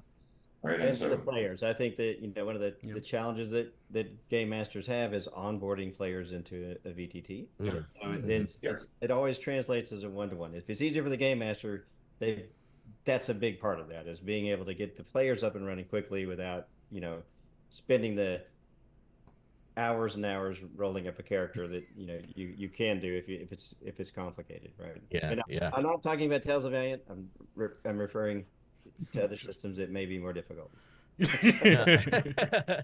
I would say one of our main focuses is to ensure that the onboarding process to a GM is as streamlined as possible, right? We want to make sure that GMs are then able to take that experience that they have and pass that on to their players. Because what is the GM if not the teacher of whatever they're going to be playing, right? They have to be able to teach what they're doing to their players, be it the game or the VTT that they're playing on. So they have to be able to communicate with them. And if we don't make that easy for them, they're not going to want to play. They're not going to want to jump on the service, and they're going to continue playing on whatever they're doing, even if they don't like it, just because it's just that ease of access. Yeah. Yeah, absolutely. As a game master who has had to teach many people how to play a variety of games and a variety of virtual tabletops depending on the game, the ease of access of getting into either, like, I'm planning on doing a Kobold chat soon of making a character in Alchemy. But being able to do it on Shard and how easy it was just to go from top to, oh, here's all the things I got to do. Bam, bam, bam, click on it. Oh, my character's done. And like just the little ease. quick dot at the top of the sheet that as you check it off, it like shows up on the sheet. You got your finished character. That's our bread and butter, is making sure that happens correctly, right? That it's done in situ on this character sheet. You're teaching people the game as they create the character. Yeah, and I'm super interested once I dig into Alchemy and am able to do that. See, similarly, the tools that you have to be able to help ease people in. Okay, you've never done this before. Cool. Bam. Here are the steps you need to go through. You're done. and that's one of the great tools of virtual tabletops, right? Of like, it is both a tool to be able to use and play the game, but also can also be a very useful tool in learning how the game is supposed to work. If looking at a big book of words is maybe a little too much for you.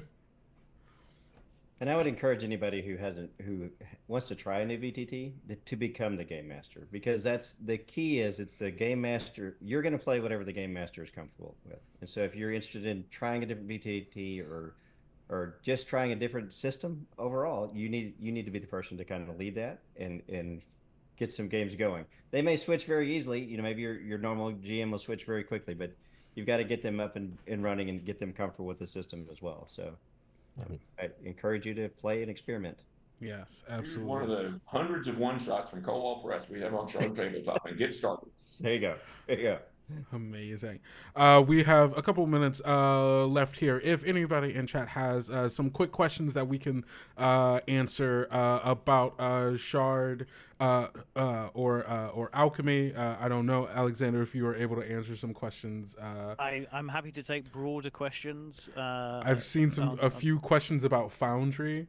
If you're able to answer, do you know the estimate of like when people will be able to see TOV Player's Guide or Monster? I think Blaine's got a So yeah. Let me take that one. So Jeff Hitchcock, has been working with us on this for about since November of last year. So he's done an amazing job, and we got the alpha or the beta out it's the beta of the alpha, right? So he's managed to get the character sheet up and running and get the monsters going, and now we're just play testing the engine. So as soon as we get all the any issues that we have there and finish building stuff out, we're going to start onboarding the Monster Vault and the Player's Guide very, very quickly. And in fact, I got a statement of work for the Monster Vault to be going on very quick, just today. So we're right there. This is a chicken and egg issue that we have. I found the Alchemy folks' conversation about ingesting and building the engine at the same time is very interesting to me, because like it feels like we have to get the character sheet up and running so we can see if things work in a lot of these other platforms. And so I think that's where we are with a Foundry. Lone Wolf also has Heroes Lab up in alpha, and they're doing some, they're onboarding the rest of that and the Encounter Builder. We also have Roll20 is well underway. We are building the character sheet ourselves. We have Quentin Reed working on that with us, and we're super excited to get to the point there. But that again is a chicken and egg. We have to get the character sheet up and running and everything working with the new math and the new way that we're rendering stuff before we can even put the Monster Vault on. So the compendium and the character sheet are kind of going in together there as well. But it's a chicken and egg, right? Yeah, absolutely. Soon. Soon. Yeah. So yeah, soon. Yeah. I'll also put this out into the world and into the community. Ingesting and getting a game onto a virtual tabletop is a process. It is a lot of work with a lot of people and a lot of man hours. So just you know, even though it might be like, oh yeah, this tabletop released it and everything like that, they also may have had it a lot longer than other people, or they may have a different process in getting it into their system and everything like that. So just give them some space, let them know that you know, you're obviously still interested in and everything like that, but also don't come at them with the whole, oh well, they got it done, you know, or they're there already. Like there are absolutely things going on behind the scenes that don't necessarily get put out into the public that could slow the process down, or you know, maybe they ran into an issue with manpower, or you know, some personal things came up in life, and that is, like I said before, we're all people, you know. And so there are things that that come along with release dates that, you know, we can estimate very poorly, but we can still kind of do that. But it all comes down to, you know what, when it's done, it's done. Yeah, absolutely. I got another question here specifically for Shard. Someone's saying, I haven't used Shard much recently, but I've always wondered, how can you get content into it so quickly? All about the tools, right? So like the tools themselves are designed to understand things like classes and monsters and spells and that sort of stuff. And like literally, like our parsing for spells, right? When we import a spell, the spell list for Tales of the Valiant, right? I think we said earlier over 300 spells or whatever else. I imported the text, ran the tool at it, and 10 minutes later I had every spell for Tales of the Valiant done. Right. And yes, there are things you need to go back and tweak by hand. Occasionally you'll find something that like the wording of it, because we actually literally parse the text of the spell, like to say, here's the type of damage it does, here's the amount of damage it does, here's what happens when the spell levels up and all that sort of stuff. And occasionally there's things where it's complicated. Like I'll take, for example, Flame Strike. It does 2 different types of damage and it levels up in a different way than some other spells do. Right. And so we went back and hand tweaked that one. But of the 300 spells, there's maybe 20 that you have to tweak by hand. And the other 280 were like done like that, right? And that sort of stuff. The monster book with 400 monsters in it. Most complicated process of the whole thing was putting in the tokens and the art for the monsters, so that they, you know, so that the book looks good, right? Yeah. The mechanical part of converting the monsters, like yesterday, I noticed the specialist had done it. There's a chapter in the back labeled NPCs, and he had converted all those monsters to NPCs. Well, they're not really NPCs. They're NPC archetypes like bandit and cultist and that sort of stuff. An easy mistake to make, right? An NPC is a singleton. It only can exist once in a campaign. So when the first guys were trying to like create encounters yesterday, they noticed they could only add 1 cultist onto the campaign, right, map or whatever else, right?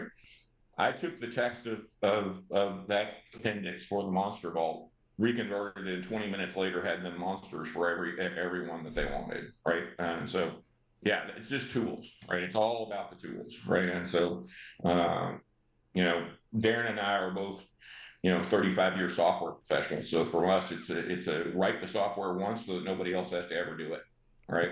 Sort of thing. So like it, you know, the reality is that, you know, we don't ever allow an end user to write software, right? You're making configuration choices, right? There's no software to write. So that's why we're able to do it as fast as we do. Yeah, well, that's the thing.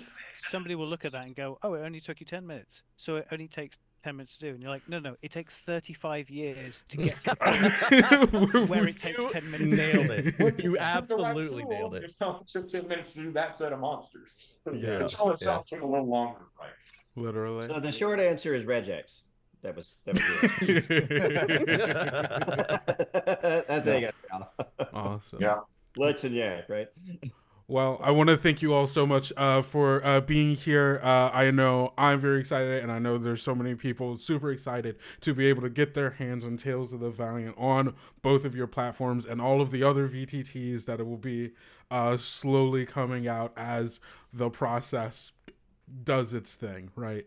Yeah, no, thank you all so much for being here and answering questions today. This has been very enlightening. Well, thank you for having Kendrick, us, Kendo. this was awesome. Yeah, likewise. Of course. And thank you all again for watching. We are going to go on another quick break. But again, we're not done as quite yet. We've got one more panel before you all can go back out, do some more community play, where we will be talking specifically about the art of Tales of the Valiant with Wolfgang and our art director, Mark, once more. So go get some water, do whatever you need to do, and we will be back sooner than you think. Thank you all again so much, and we'll see you all later. Thanks very much. Bye. Thanks, guys.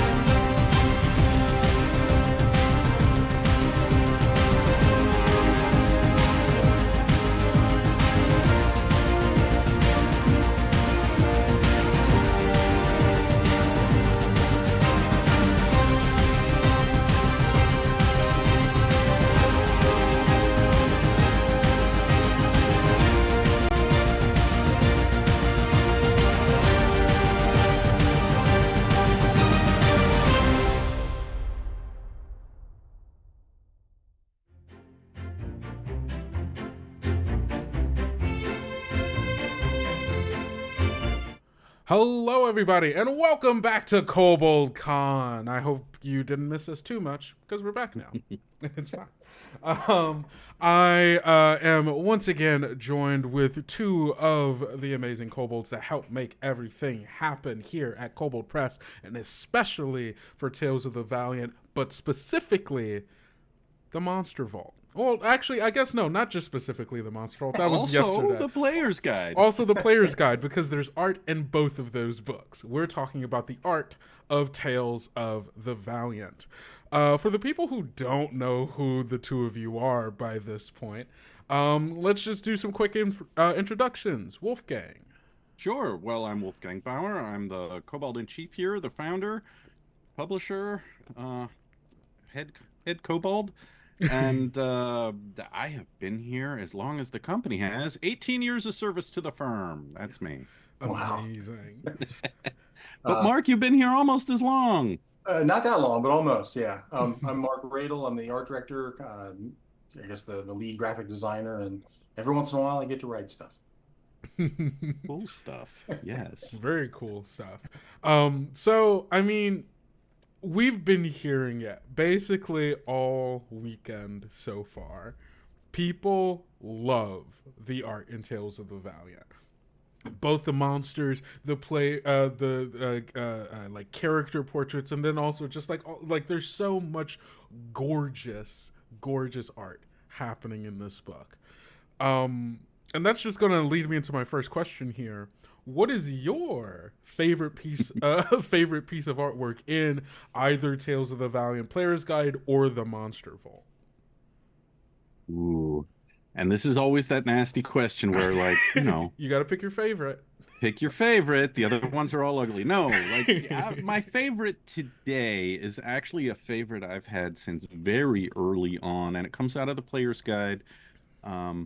It's an art brief I wrote because I wanted the beginning of the Player's Guide to feel like the beginning of a journey. And it's the half-page illustration on chapter 1. There's a young boy in the forest with an armful of wood, and he's found some old shrine, and there's some old armor there, and he's facing away from our viewpoint, right? He's looking at the armor, he's holding this bundle of wood, he's clearly just getting wood for the campfire.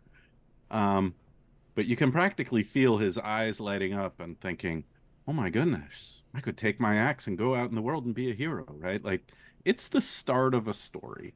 Mm-hmm. And I like that piece still. I think the artist just nailed it. Because, hey, it's chapter 1. It's a beginning. We're starting with Tales of the Valiant. So I still love that piece. Mm-hmm. Yeah, I'm the same thing Wolfgang was saying. Megan said in one of the other panels, you know, asking me to choose is like choosing which is my favorite children. And it's but true. You got to pick something. What's your favorite today? Something. Yeah, today. How about if I choose it? I'll choose a group. Oh, yeah. Okay. In the Monster Vault, we put so much effort into the dragons to make them different and put our spin on them, but still familiar. And I love the dragons. The Roberto, the artist, just knocked them out of the park. I can't. He did the full set, right? Like he did all the dragons, single artist. Wow. With the exception of one. Okay. The yellow dragon, but yeah, Roberta did everything else. Yeah, and all the dragons, they just look so good. Yeah, because especially I think like the original versions of all of those dragons, right? There's not a lot of difference between them other than their colors, and I think there's so much more personality and identity with how everything looks, honestly, but especially like a lot of the monster art. Yeah, which is really, really cool. The monster art is full of amazing stuff, right? Like, and some of it is old, familiar standbys. Like, yeah, you got to have some dragons, right? You got to have some goblins. They got to look amazing. But some of them are wild and wonderful and quite different, right? Like the hippocampus, the sort of seahorse creature from the Monster Vault. I mean, it's an old legend, like Greek or Roman or something. These seahorses that Neptune keeps around, right? Or the merfolk ride. And I don't know, how did this artist pull off? I mean, it's fishy and it's horse-like, and you totally buy it as a sea creature that the merfolk take somewhere. I don't know. I thought it was an inspired piece that's kind of a hard brief, right? Like you're trying to make fish and horse mush together in a credible way, and it's really Florian did a great job on that. So we've talked about some of our favorite pieces, right? Let's talk about what, like, the art and design choices that help make the books more accessible, easier to use, as far as like making sure that people know what it is that they're looking at, and like help get them to be able to like look at them like, oh, I know what this is, I know how to use it, or I know, or inspires them to like, okay, this is giving me ideas and that kind of thing. I think we'll probably speak to that. I mean, obviously, if you're talking about technical aspects, I mean, well bookmarked, alt text, those are all things that were something, Wolfgang really pushed for, and I think it helps a lot. Yeah. I mean, it was something I said early on is, well, these are our core rule books, they're core reference works. They need to be hyperlinked to a fairly well, easy to search, easy to read. The layout needs to be crisp. And I don't know, Mark kind of just said, oh, yeah, no problem. Let's make it easy to, right? Because sometimes on particular projects, I think that's not what you're going for. You're going to evoke a mood, right? Like, I don't know, the Scarlet Citadel, right? It's a mega dungeon. It's got to feel creepy and dark. And you still need to be able to use the book. But first and foremost, both the Player's Guide and the Monster Vault are reference books so that, I don't know, we must have had this discussion before, Mark, right? Like, let's not do a lot of reverse type. Let's not do all caps this thing. Let's make sure our headers are, easy to skim for people who are just looking it up in a hurry. Let's make sure that the chapter by chapter stuff is in the headers and footers. And let's, make sure the art is bright, and you're not going for what I sometimes call the gloomovision school of film, right? Like, it's Batman, it's dark, it's gloomy, the lighting's terrible by design. Well, that's not this. This is heroic fantasy. So yeah, I think in a lot of ways, I think we were on the same page from the start, that it needs to be, it needs to grab the reader's attention, but it also needs to be a working reference document. Yeah, I mean, really worked hard to, from a layout standpoint. Now this is, it's kind of art adjacent, but we wanted a very clean layout, but we still wanted a very clear Tales of the Valiant trade dress. I mean, the second you see it, that's a TOV, book. But we still wanted to be visually interesting, but still very clean. We got to mess around with that a little in the adventures early on, like Caverns of the Spore Lord, right? Like where you were defining trade dress, look and feel. How does it all work? So some of those early adventures that were digital only publications were a place to try out different levels of graphics and trade dress. So it came together beautifully. Yeah. I'm also interested in like when obviously making the first like core books, like the reference books, obviously for Tales of the Valiant and the Monster Vault, right? There was a lot of time that was spent reimagining how things looked and like our preconceived and arguing about what it should look like. Exactly. I mean, discussing. Yes. Spirited debate. Debates, right? Yeah. Can you touch a little bit on what that process was like then? I mean, I don't know, Mark, maybe you have a better example than mine. I thought the goblins were actually a case where we had to balance a number of things, right? Like goblins from Lord of the Rings, goblins from Dungeons and Dragons, goblins from Pathfinder, goblins from, I don't know, the David Bowie Labyrinth movie, right? Like goblins have been around. So how do you make them fresh? And I think partly it was the artist was willing to try 2 or 3 or 10 concepts before we settled on really what makes a goblin look like a goblin. And partly it was we had designed them as sneakier and more bandity than, at least in the lore, right? The stats are 5th edition stats, but the lore made them sneakier and stealthier. So how could we reflect that in the art? So I think, yeah. Well, and one of the things that I really liked, we really strove for, was with all the humanoids, to make them cool looking. And that's easy to say, but like for instance, with the goblins, people that play D&D a long time, it's very easy to, oh great, goblins, who cares? But these goblins look cool. I mean, it's only a CR whatever, 1/2, whatever, but you see that goblin coming at you, or that guy, they're really cool looking creatures, and we kind of tried to do that, especially with all the humanoids. Right. Bugbears. I love bugbears. Look like crazy bear folky nightmare creatures. But we tried to. Yeah, you dressed a grizzly bear up in armor and gave it spikes and made it mean. I mean, right. Cocaine bears got nothing on bugbears, right? Like it's just, yeah. They're nasty. They got these giant sticks, and I don't remember. Maybe it was some discussion where we're like, they need to be bigger. It's like, what if we gave them bigger, meaner weapons too? So, yeah. Hobgoblins, same way. Reimagine them. They're these like red goblinoid. We really like everything we did. We put a lot of thought and effort and consideration into. Again, it can't be so different that people say, "Wait, that's a what?" But we had to have our own spin on it. It had to be okay. That's clearly a different, cooler version of whatever. Yeah. Right. Yeah. I mean, obviously that process went through like for the monsters, but how did that process go for also reimagining like character options and also equipment and like things of that nature? Yeah, I mean, the same process kind of prevailed throughout.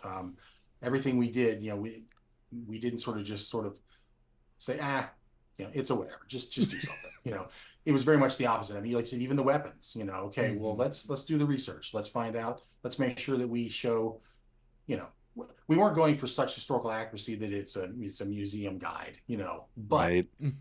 We want to say, for all those people out there that say, well, what is and I'm going to pronounce it wrong, what does a Bec de Corbin look like, or or whatever, and like, what's a glaive? Yeah, it's a great sword, different from a long sword. Yeah, halberd's a speary thing, right? Well, no, here's exactly what a halberd, a fantasy halberd would look like. Yeah. Even like in the spells section, we thought, well, let's really, what does it look like when someone casts a magic missile, or I can't remember what we ended up illustrating, but let's really show it. Let's do a really cool illustration of what this spell would look like, or everything throughout both books was like that. There was no just draw something cool. There was yeah. I mean, with the equipment, everything. Yeah, I mean, I know with equipment, there's always this struggle between, is it sort of historically about right, or is it? Doesn't look cool. Yeah, and like there is a point where it looks cool, but it's ridiculous, right? Like there comes a point, and you see this in some parts of the fantasy genre more than others, right? Where the sword is taller and heavier than the person wielding it, and I'm like totally fine with that if it's some high concept anime, whatever, Final Fantasy. Like it's a thing, right? Like the weapons are enormous. They're huge. It's like no one could wield that. Nobody can actually wield them. But thankfully for cosplayers, right? They're made out of foam. But I think by and large, like the tabletop fantasy role-playing crowd is like, that's cool, but that's only one genre. So if I want it to be that big and gigantic, I can just house rule it. But for the most part, like we're talking about a weapon a normal human could pick up. So we want to show it in that light.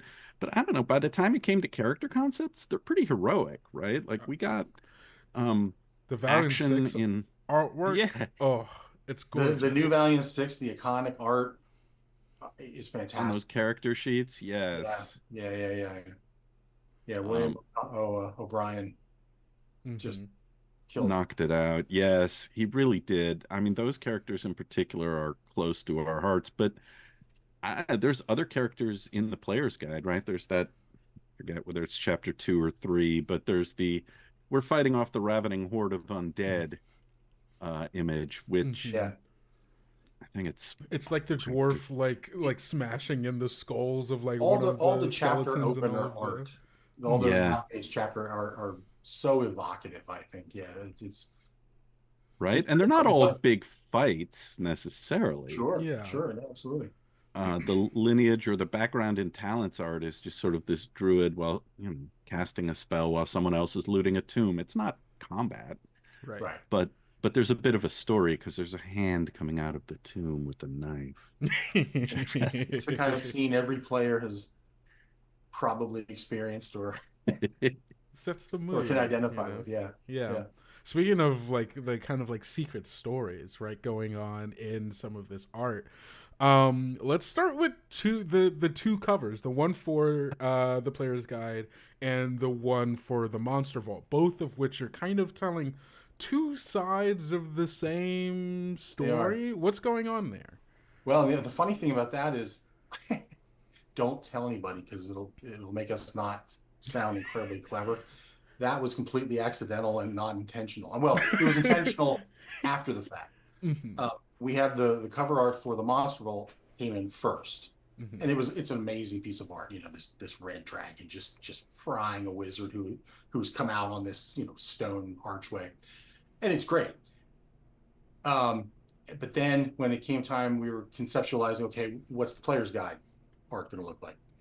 I'm sorry, cover going to look like? And I was just trying to think of things, and I was studying the Monster Vault cover, and down there in the lower left, there's this cool triangular like opening into the side of the mountain, and there's like carved writing, and that wasn't part of the brief. That wasn't something we said to the artist, be sure to put this cool. He just did it. And I started thinking, what's in there? Obviously the wizard just came out of that. What's in there? So then I started thinking, maybe it's the dragon's lair, or maybe it's some evil wizard who works with the dragon, and what was the wizard doing in there? So that just led me to, okay, so then that brief went to the same artist, so when you look at it, you can sort of see the triangular opening, and and the poor halfling is desperately trying to get the wizard's attention, saying, hey, we have company. There's a problem. And I love, the wizard sort of has that very aloof wizardy face, like, fine. Don't bother me. I'm busy looting. I'll handle it. Yeah, let me go out and handle it. I'll be back in 5, Right. Of course, then he gets fried. But that was just such a case of serendipity and, just wonder what's in that. And I loved it so much that even in the, I don't know if you noticed the connection there, but even in the limited edition covers, we carry that kind of triangular motif on there. Oh, that's where it came. Oh, yeah, so okay. And then that even follows carries over into the Game Master's Guide limited edition. So all 3 of those have that triangular motif, but it all really just came from an artist just saying, I guess, throw a triangular open in there. Why not? That looks cool. Right. I need something to balance this other image, this portion of the composition. It will look better. Yeah. And then I mean, sometimes artists, when we're writing art briefs, and this, Mark, right? Occasionally it's hyper detailed with reference to period armor and no, this is a Mongolian compound bow, not an English yew bow. Like, get it right. Dear artist, here's some reference. Right. Here's what the should look like, and it should have these eye holes. Right. And we get hyper specific about a particular thing that maybe is important to the character or the monster, or just the feel of the piece. And other times it's more like, we need a dragon breathing fire and frying a wizard on a bridge. Like, that's kind of where we're at. And then the work isn't done in the art brief stage. The work is done in sketching and concepting, where the artist is sort of experimenting with how to pull it together. Yeah. I don't know. It's an interesting balance for me because I'm a words person first and foremost, but I keep getting asked to write art briefs for. I probably wrote about 200 of the art briefs for the Monster Vault, right? Or unfortunately, a lot of this is only in Wolfgang's head. Yeah, and then I'm trying to put it on the page and say, no, but the wings, they're kind of golden. Like, and then I run off to some, image search engine. I'm like, yeah, like this Antarctic sea worm, see? That kind of gold. Right. And, which is an example I like because it's an old product where I literally sent an Antarctic sea worm biology reference to one of our artists. And I said, I want the griffin's wings to look kind of like this sea slug's feathery surface. And the artist, to their credit, didn't say, you want a sea slug to look like a griffin, or a griffin to look like. They just said, "Oh, I see what you're saying, right? You want a golden shimmer. You want this kind of element." Oh, good. He gets it. Because sometimes I say stuff like that to Mark, and he's like, what do you actually mean? It's like a gummy bear, but demonic, right? Like yes, yes. And that's a credit to the artists we work with too. There are times when I'll send some briefs off and I'll kind of think, oh man, when this artist reads these, I'm going to get questions. I just sent out Wolfgang knows what they were. I just sent out recently, and there's some wild stuff in there. And I was fully prepared for some responding email like, wait, what? But in all cases, literally, and I don't think I even said this to you, Wolfgang, the responses were, oh, these are cool. I can't wait to get started on these. So, that's a testament to the artists. We work very hard to cultivate a relationship with artists, kind of our stable of artists that, are really good and really just deliver amazing stuff. And it's definitely, it's a give and take, back and forth, but you gotta have especially when we tell them your deadline's next week, right? Like there are, but with Tales of the Valiant, the art process started fairly early. Oh, especially for the Monster Ball. It's been over a year. Yeah. Just pulling together art because we had to pre-concept stuff, and we didn't know quite what we wanted. Like, getting to where the dragons are now was not overnight. Right. So, yeah. And it's interesting too, Wolfgang kind of touched on, and it is a really interesting process, especially for covers. There are initial sketch stages, and how about this? No, how about this? In many cases for what ends up being an amazing cover, there might have been 4 or 5 or 6 different sketches and things.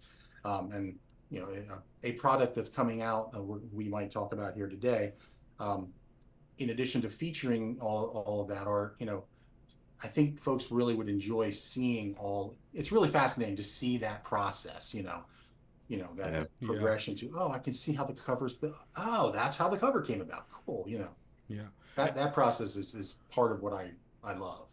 Yeah. I mean, you kind of hinted at it, and you know what? Why not just move all the way into it? Sure. Yesterday, dear viewers, if you were here for the start of it during the Kobold Showcase, you saw a little bit of a hint as to the future as far as some Kobold Press projects are concerned.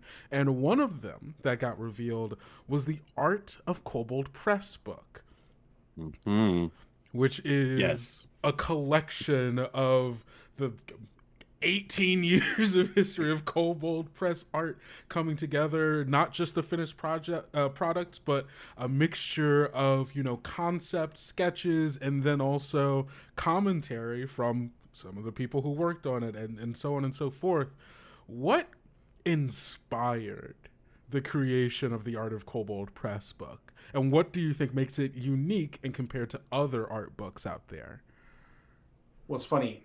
I mean, this was definitely this was my pitch, initially, and it's very much a passion project for me. And it's funny. It started.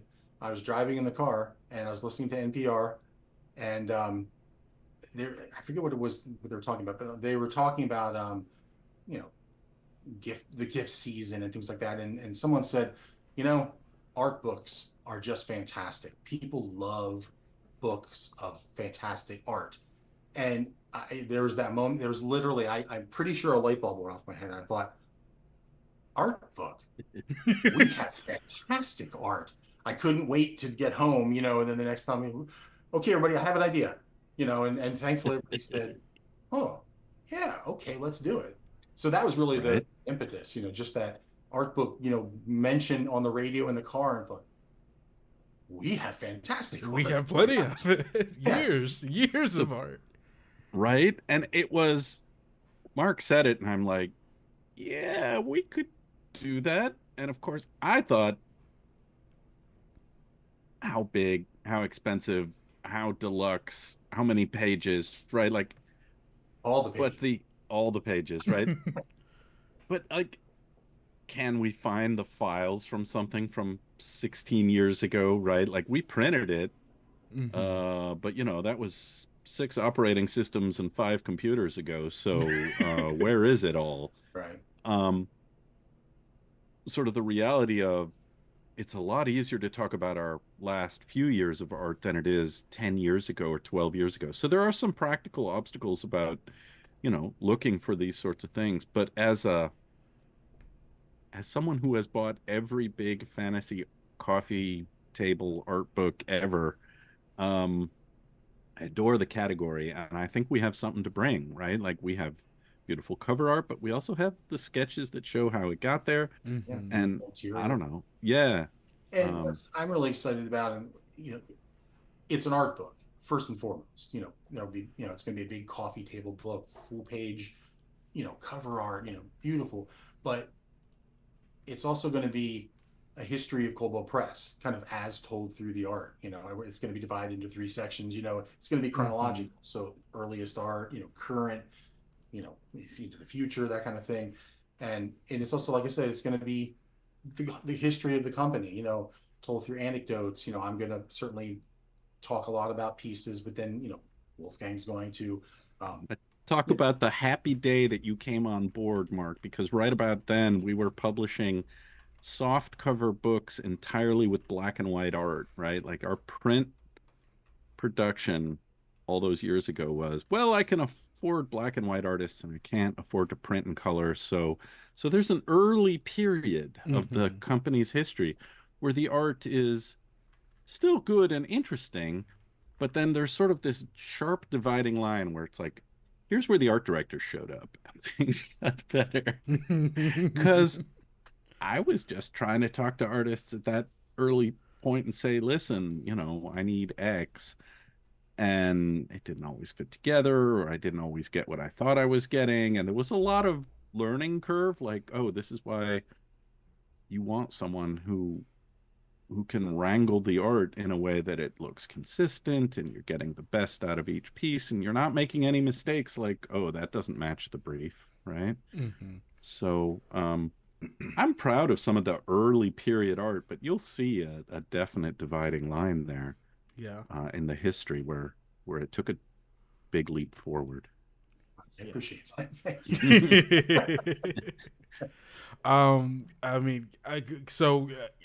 We've got the art part down, right? Sure. But there's also going to be commentary from, I imagine, both of you, but also other people as well. Yeah. What kind of commentary can readers expect from in the Art of Cobalt Press book? Well, we're still in the process of working on it, but what I'm seeing, this is going to be it is an interesting project because we're working backwards in a somewhat way. In some way, obviously normally book starts with design and editorial, and then, comes to the graphics department and we lay it out and things like that. In this case, because it's so art driven, it's kind of starting with me and layout. So I'm assembling, doing the layout and putting the art, and then literally anything that I want to make a comment on, I'm going to write it in space. And then other pieces, I'm going to just, leave a blank. And then as you go backward to editorial and design, anybody who wants to talk about any of this art, go crazy, So it's really going to be, Wolfgang might say, hey, well, you know what? I remember this piece. It was interesting because of X. Megan might say, this is one of my favorite pieces because it, really inspired the stat block, and, so it can be anything. But I've got stories to tell about some of our oldest cover pieces, right? I can't wait. And some of them are just like, oh, well, I saw this thing and I said, well, that's neat. Let's make it a cover, or let's see if we can play with it. But other things are like someone showed up, at least in the early days, and we would say, gosh, that's fantastic, but we can't afford a new piece. Maybe we can commission one of your old pieces as a cover. And they would haul something out of the trunk occasionally, right? Like, oh, well, I never sold this. This is a personal project. There's no publisher interested in it. I painted it because I wanted to. And we'd say something like, well, could we put it on the magazine cover? And he'd be like, yeah, sure. Right? We'd come to some kind of deal. And in particular for Kobold Quarterly, which, grant you, you know, it ceased publication 12 years ago. It's some time ago in the company's history. But the budgets were such that we were looking for artists who were like, yeah, throw me X number of dollars and it's yours for the magazine cover. Um, and they pulled amazing stuff out of the trunk. Some of those personal projects. Covers, yeah. Yeah. And they're definitely going to be featured in the book. Right. Beautiful Cobalt quarterly covers. Amazing. So it goes all the way back to that. And I think, yeah, we'll tell all the stories on why this, why that. Still the tea. Yes, I think there's a lot of it. And maybe we'll get, you know, like Mark says, we're still early days in putting this book together. It's sort of a long-term project, and we'll ship it when it's ready. But you know, talking to some of these artists, goodness, I mean, some of them have moved on to other interesting places in the industry, like Kieran Yanner, who did a lot of art in the early days, then went to work at Wizards of the Coast for a while. I don't know if he's still there. Other people, like, you know, did some stuff for Cobalt Press, and now they're better known for Pathfinder or Magic the Gathering, or doing their own, you know, Book of Dragons or something. It's interesting, right? Like where those artists intersect with the company, and whether they would come back and say, yeah, sure, I'd be happy to talk about that piece. That was one of my first commissions. It was the beginning of my career. Or, you know, no, that's where I learned something from Mark that made all my future covers better. I don't know what they're going to say, but I hope we get a chance to make it look cool. And they said, it's a great idea. Mark's highly specific critique elevated my art. I'm pretty sure you. Well, make it cool is a good rule, though. Yeah, I have a teacher that says that. Can you make that cooler? Huh, okay, I can try. Could you be specific? No. Yeah, and it's funny, Wolfgang said that one of the things that I have really loved over the years working with Kobold, and especially as we've kind of continued to level up, is being able to work with all these amazing artists, you know, including some artists, you know, that as a wee lad, you know, I idolized, you know, and now, you know, Larry Elmore, you know, oh my God, you know, I stared at those Dragonlance covers probably longer. I spent more time just staring at the covers than I did reading the books. You know, I literally, you can't see them, but I have hand-signed prints framed of all the covers on my wall, you know, that Larry signed himself. You know, gotten to work with these people. You know, and we're going to feature work they've done in the book, but you know, just even that, just looking back and thinking of all the amazing artists that we have worked with and, you know, will continue, has just been amazing. You know, yes, yeah. I remember I had the most surreal thing. Larry Elmore did a black and white a cover for a Warlock, and I literally, you know, sat on the phone with him. I mean, I've met him. I've had the fortune to meet him and, you know, talk at length. But for this cover, he's literally asking me questions. You know, well, what do you think? How should I do this? And I'm saying, well, how about this? You know, I think this would be, you know, being an art director, but to Larry Elmore. You know, I almost had this out of body experience. You know, like, why would Larry Elmore listen to me? You know, but he's literally saying, well, what do you think about this? You know, and I would say something. He said, oh, okay, I like that. And thinking, you know, if I could go back and talk to 12-year-old Mark staring at those books and thinking, wow. I said, well, someday, you know, you're going to meet him and you're going to work with him and he's going to ask you questions about a cover. You know, it's mind blowing. Your mind would have exploded right then. It would have exploded. Yeah. But I mean, we have new artists too who are amazing and Absolutely. wonderful. And it's sometimes I love the history, I love the scope, I love the people who've been putting out work like that for years, like Larry Elmore. But you know, then we have Brian Syme or Justine Jones, or you know, there's William O'Brien we just talked about. William O'Brien, absolutely knocking it dead in Tales of the Valiant. Yeah, and then even newer folks, you know, we've Ian Perks has done just incredible stuff in Tome of the Valiant. So yeah, that's a joy too. You know, both working with established, you know, legends, but then kind of discovering new folks, or even just new to us, you know, and say, yeah, that's a cool portfolio. Let's give you a shot. And then, you know, that person ends up becoming, you know, a favorite artist of ours, you know, like can you, how many pieces can you possibly take for this book? Please, we'd like to book all your time.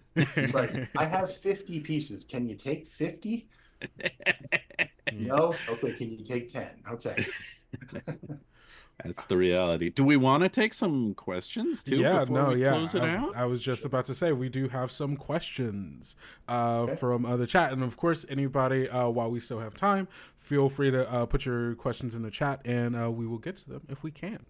The first question that I have here is: Can you share which piece of art, and we will limit this to Tales of the Valiant and the Monster Vault, which piece of art in the book had the most revisions, as far as like you just really wanted to get it right? It's a tough one. As Wolfgang did say that the dragons went through a lot of revisions because dragons are, the game is. They did, and I remember me being there and poking at some of them. I was like, I don't like the pose, or it's too stiff, or the wings are too small, or I don't know. It was a lot of iterating on. It's good, but it needs to be awesome. Yeah, and that's a challenge too, because, and I love Wolfgang to death, but sometimes there's I don't think I'm not sure I like it. And then I said, well, can you give me an idea? What is it? I don't know. Got it. Make it cooler, Mark. Make it cooler. Only I can say that. Right? I try to be specific, but yeah, sometimes I'm like, the anatomy, the pose, the color, I'm not sure. Yeah, sometimes I'm no help at all, and I know it. But I'm guessing the dragons are the thing that got the most revisions. Next question I have, still kind of in the monster area. Someone was asking, who was the artist that drew the Tarrasque for the Monster Vault? And was there, like, what was the direction like for their, as far as the look for it? Because this person says it looks fantastic. It does. That's William O'Brien. Yes. Yeah. And yes, it is sad that I can probably name any artist of any piece of art without looking it up. It's all in my very scary place I call a head. Right. But yeah, he did it really great.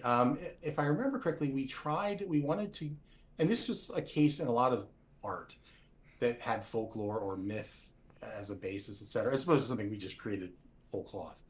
We really tried to kind of do a little research and go back to maybe what the original oldest version of a creature looked like, as opposed to what over the centuries whatever has evolved into. And there was a lot of early descriptions of the Tarrasque as having this almost tortoise-like shell, and so if I remember correctly, that it was a little bit of that, and then a lot of William just making it cool. That's so cool. He's definitely a favorite of mine. I've been seeing a bit of love in the chats for Brian Syme. Absolutely. Another favorite. And someone just asked, what is it like being able to work with Brian? They love seeing their art in Kobold Press books. Yeah, he's great to work with. He did a lot of the early concepting for some of those humanoid creatures in the Monster Vault, the Goblin, etc.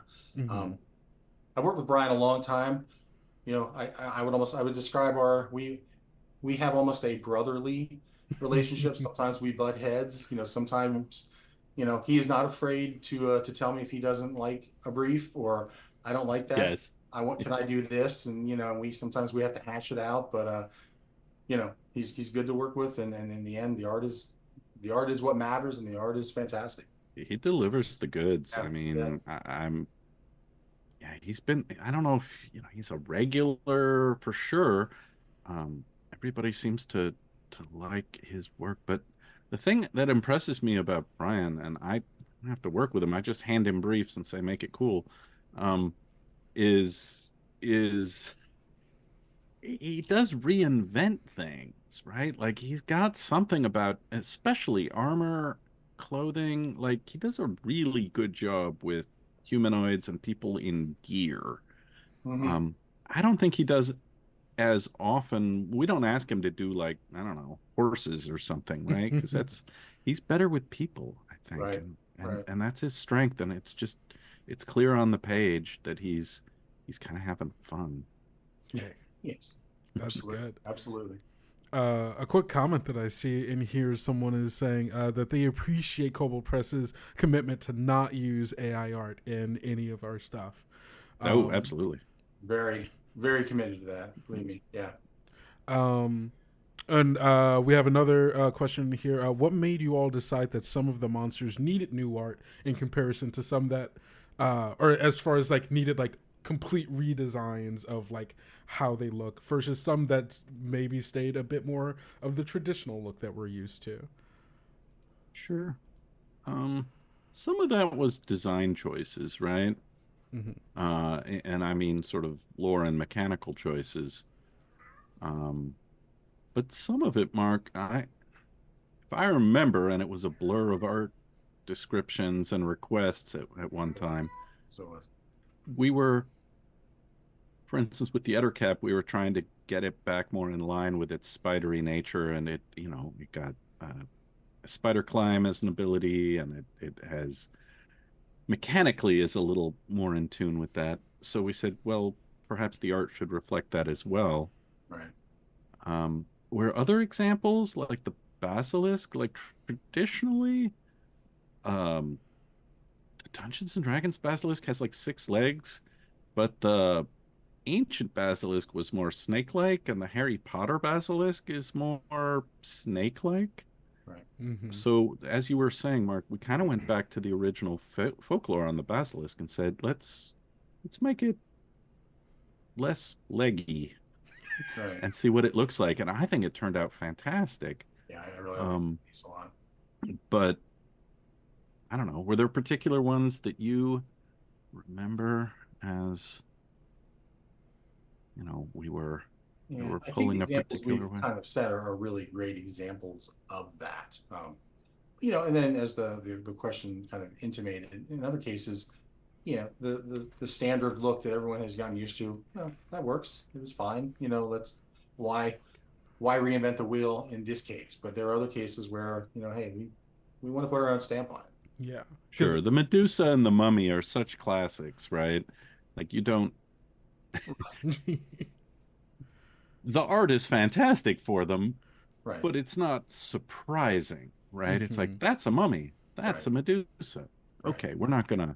That's a mummy with no mummy wraps. That's an interesting take. That's just a corpse walking around.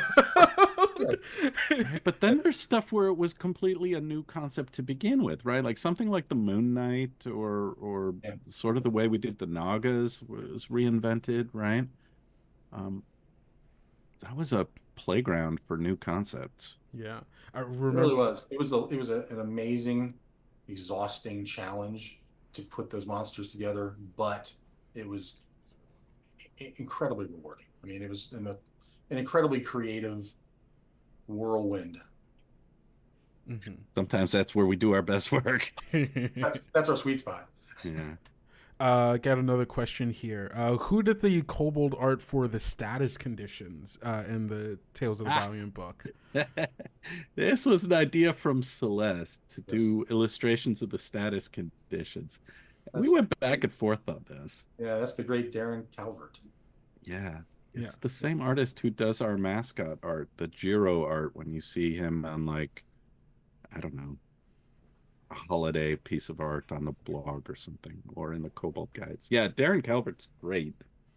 Yeah, they were fun. It's kind of like a throwback to earlier editions, kind of like the way they would do it. Yeah. And I will have to admit, that was Celeste's idea, and I will absolutely give her full credit, because when she first suggested it, I was definitely the one that said,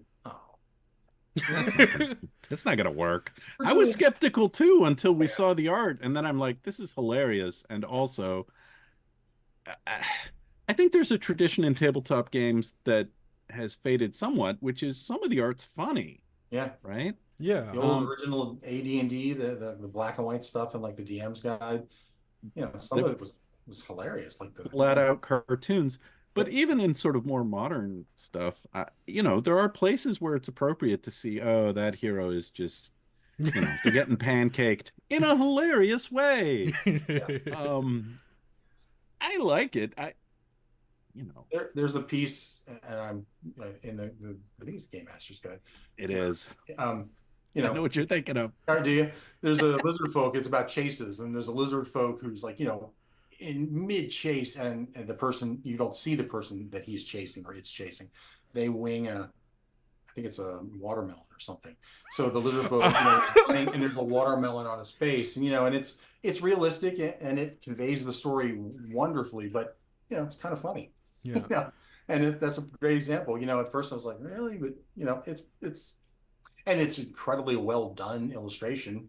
It just happened. Right. The lizard folk got smashed in the face with a watermelon. Yeah. It happens. Yeah. I think most of our art is always going to lean toward the heroic and the triumphant and the competent, right? Like if you're a heroic character. But come on, we've all been around a table where everybody's busting up because, the lizard folk got the watermelon to the face, or, the kobold lit the fuse on a barrel of gunpowder. So, yeah. We have those moments. Those condition illustrations in the back are great. They're fantastic. Absolutely. That looks like the last of the questions. I'm going to ask my own question for the final one. And this one is directed towards you, Mark. Yesterday you kind of hinted at, or kind of talked a little bit about the redesign of this. I'm going to mess up the pronunciation. The Sahuagin? I pronounce them Sahuagin. Sahuagin? Yeah, I don't know how I'll have to look at the pronunciation key. Yes. In the book. But I'm interested in what made you want to go the more shark angle for them. Well, the Sahuagin are so connected to sharks and their lore, and I have a personal thing I talked about a little bit before, but I'm a huge fan of the Sinister Secret of Saltmarsh, that old AD&D adventure, and Sahuagin are very in it. And I'm working on an adventure all about Sahuagin, so I was very, very keen. I want them to look the way they are in my head, and they should be much more shark-like. So that was really it. Everyone has their favorites, and I thought Sahuagin are just the coolest creatures, and I wanted them to look the way that's how they are in here. So I wanted them to look like that there. Yeah. This was the opportunity, and you took it. And I will say, for the adventure that I'm insinuating, there's a lot of new, incredibly cool Sahuagin art coming soon. So anybody that likes that art, there's some amazing stuff. I think we actually showed a little bit in the Game Master's Guide Kickstarter, some previews, but there's some, bringing it back around to art. There's some amazing new art in that adventure. I can't wait for people to see.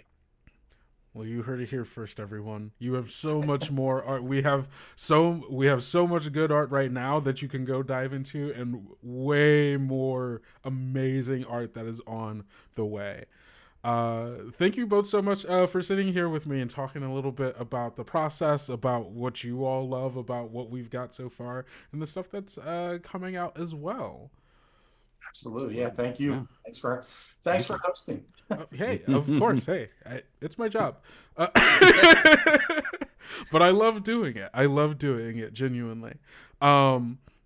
Thank you all so much for watching as well. This will be the end of the stream for right now. There's some more time. You've got a good bit of time from right now, from 4 p.m. PST all the way into, I guess, technically 6:59 p.m. PST to go out, play some more Tales of the Valiant. Get your hands on the book if you haven't already. Don't forget, everything that you buy on the Cobalt Press store during this weekend, and also if you're buying these amazing Kobold Con t-shirts, a percentage of everything you buy is going into the Cobalt Press gaming scholarship, which will be helping a future game designer going into the USC Games program to be able to afford going.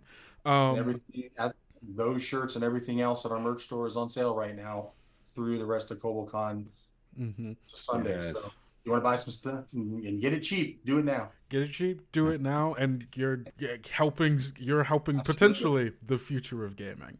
Absolutely. So we are going to be back though at 7 p.m. PST, where I will be doing a little bit of unboxing of some things that the Kobold sent me, and will be potentially you all's first time getting to see it. I'm jealous. So I'm excited for that. See you all back here at 7 p.m. PST. Go out, play some games, have a good time, and we'll see you all back here during that. So have a good night, everyone, and we'll see you soon. Take care. Bye.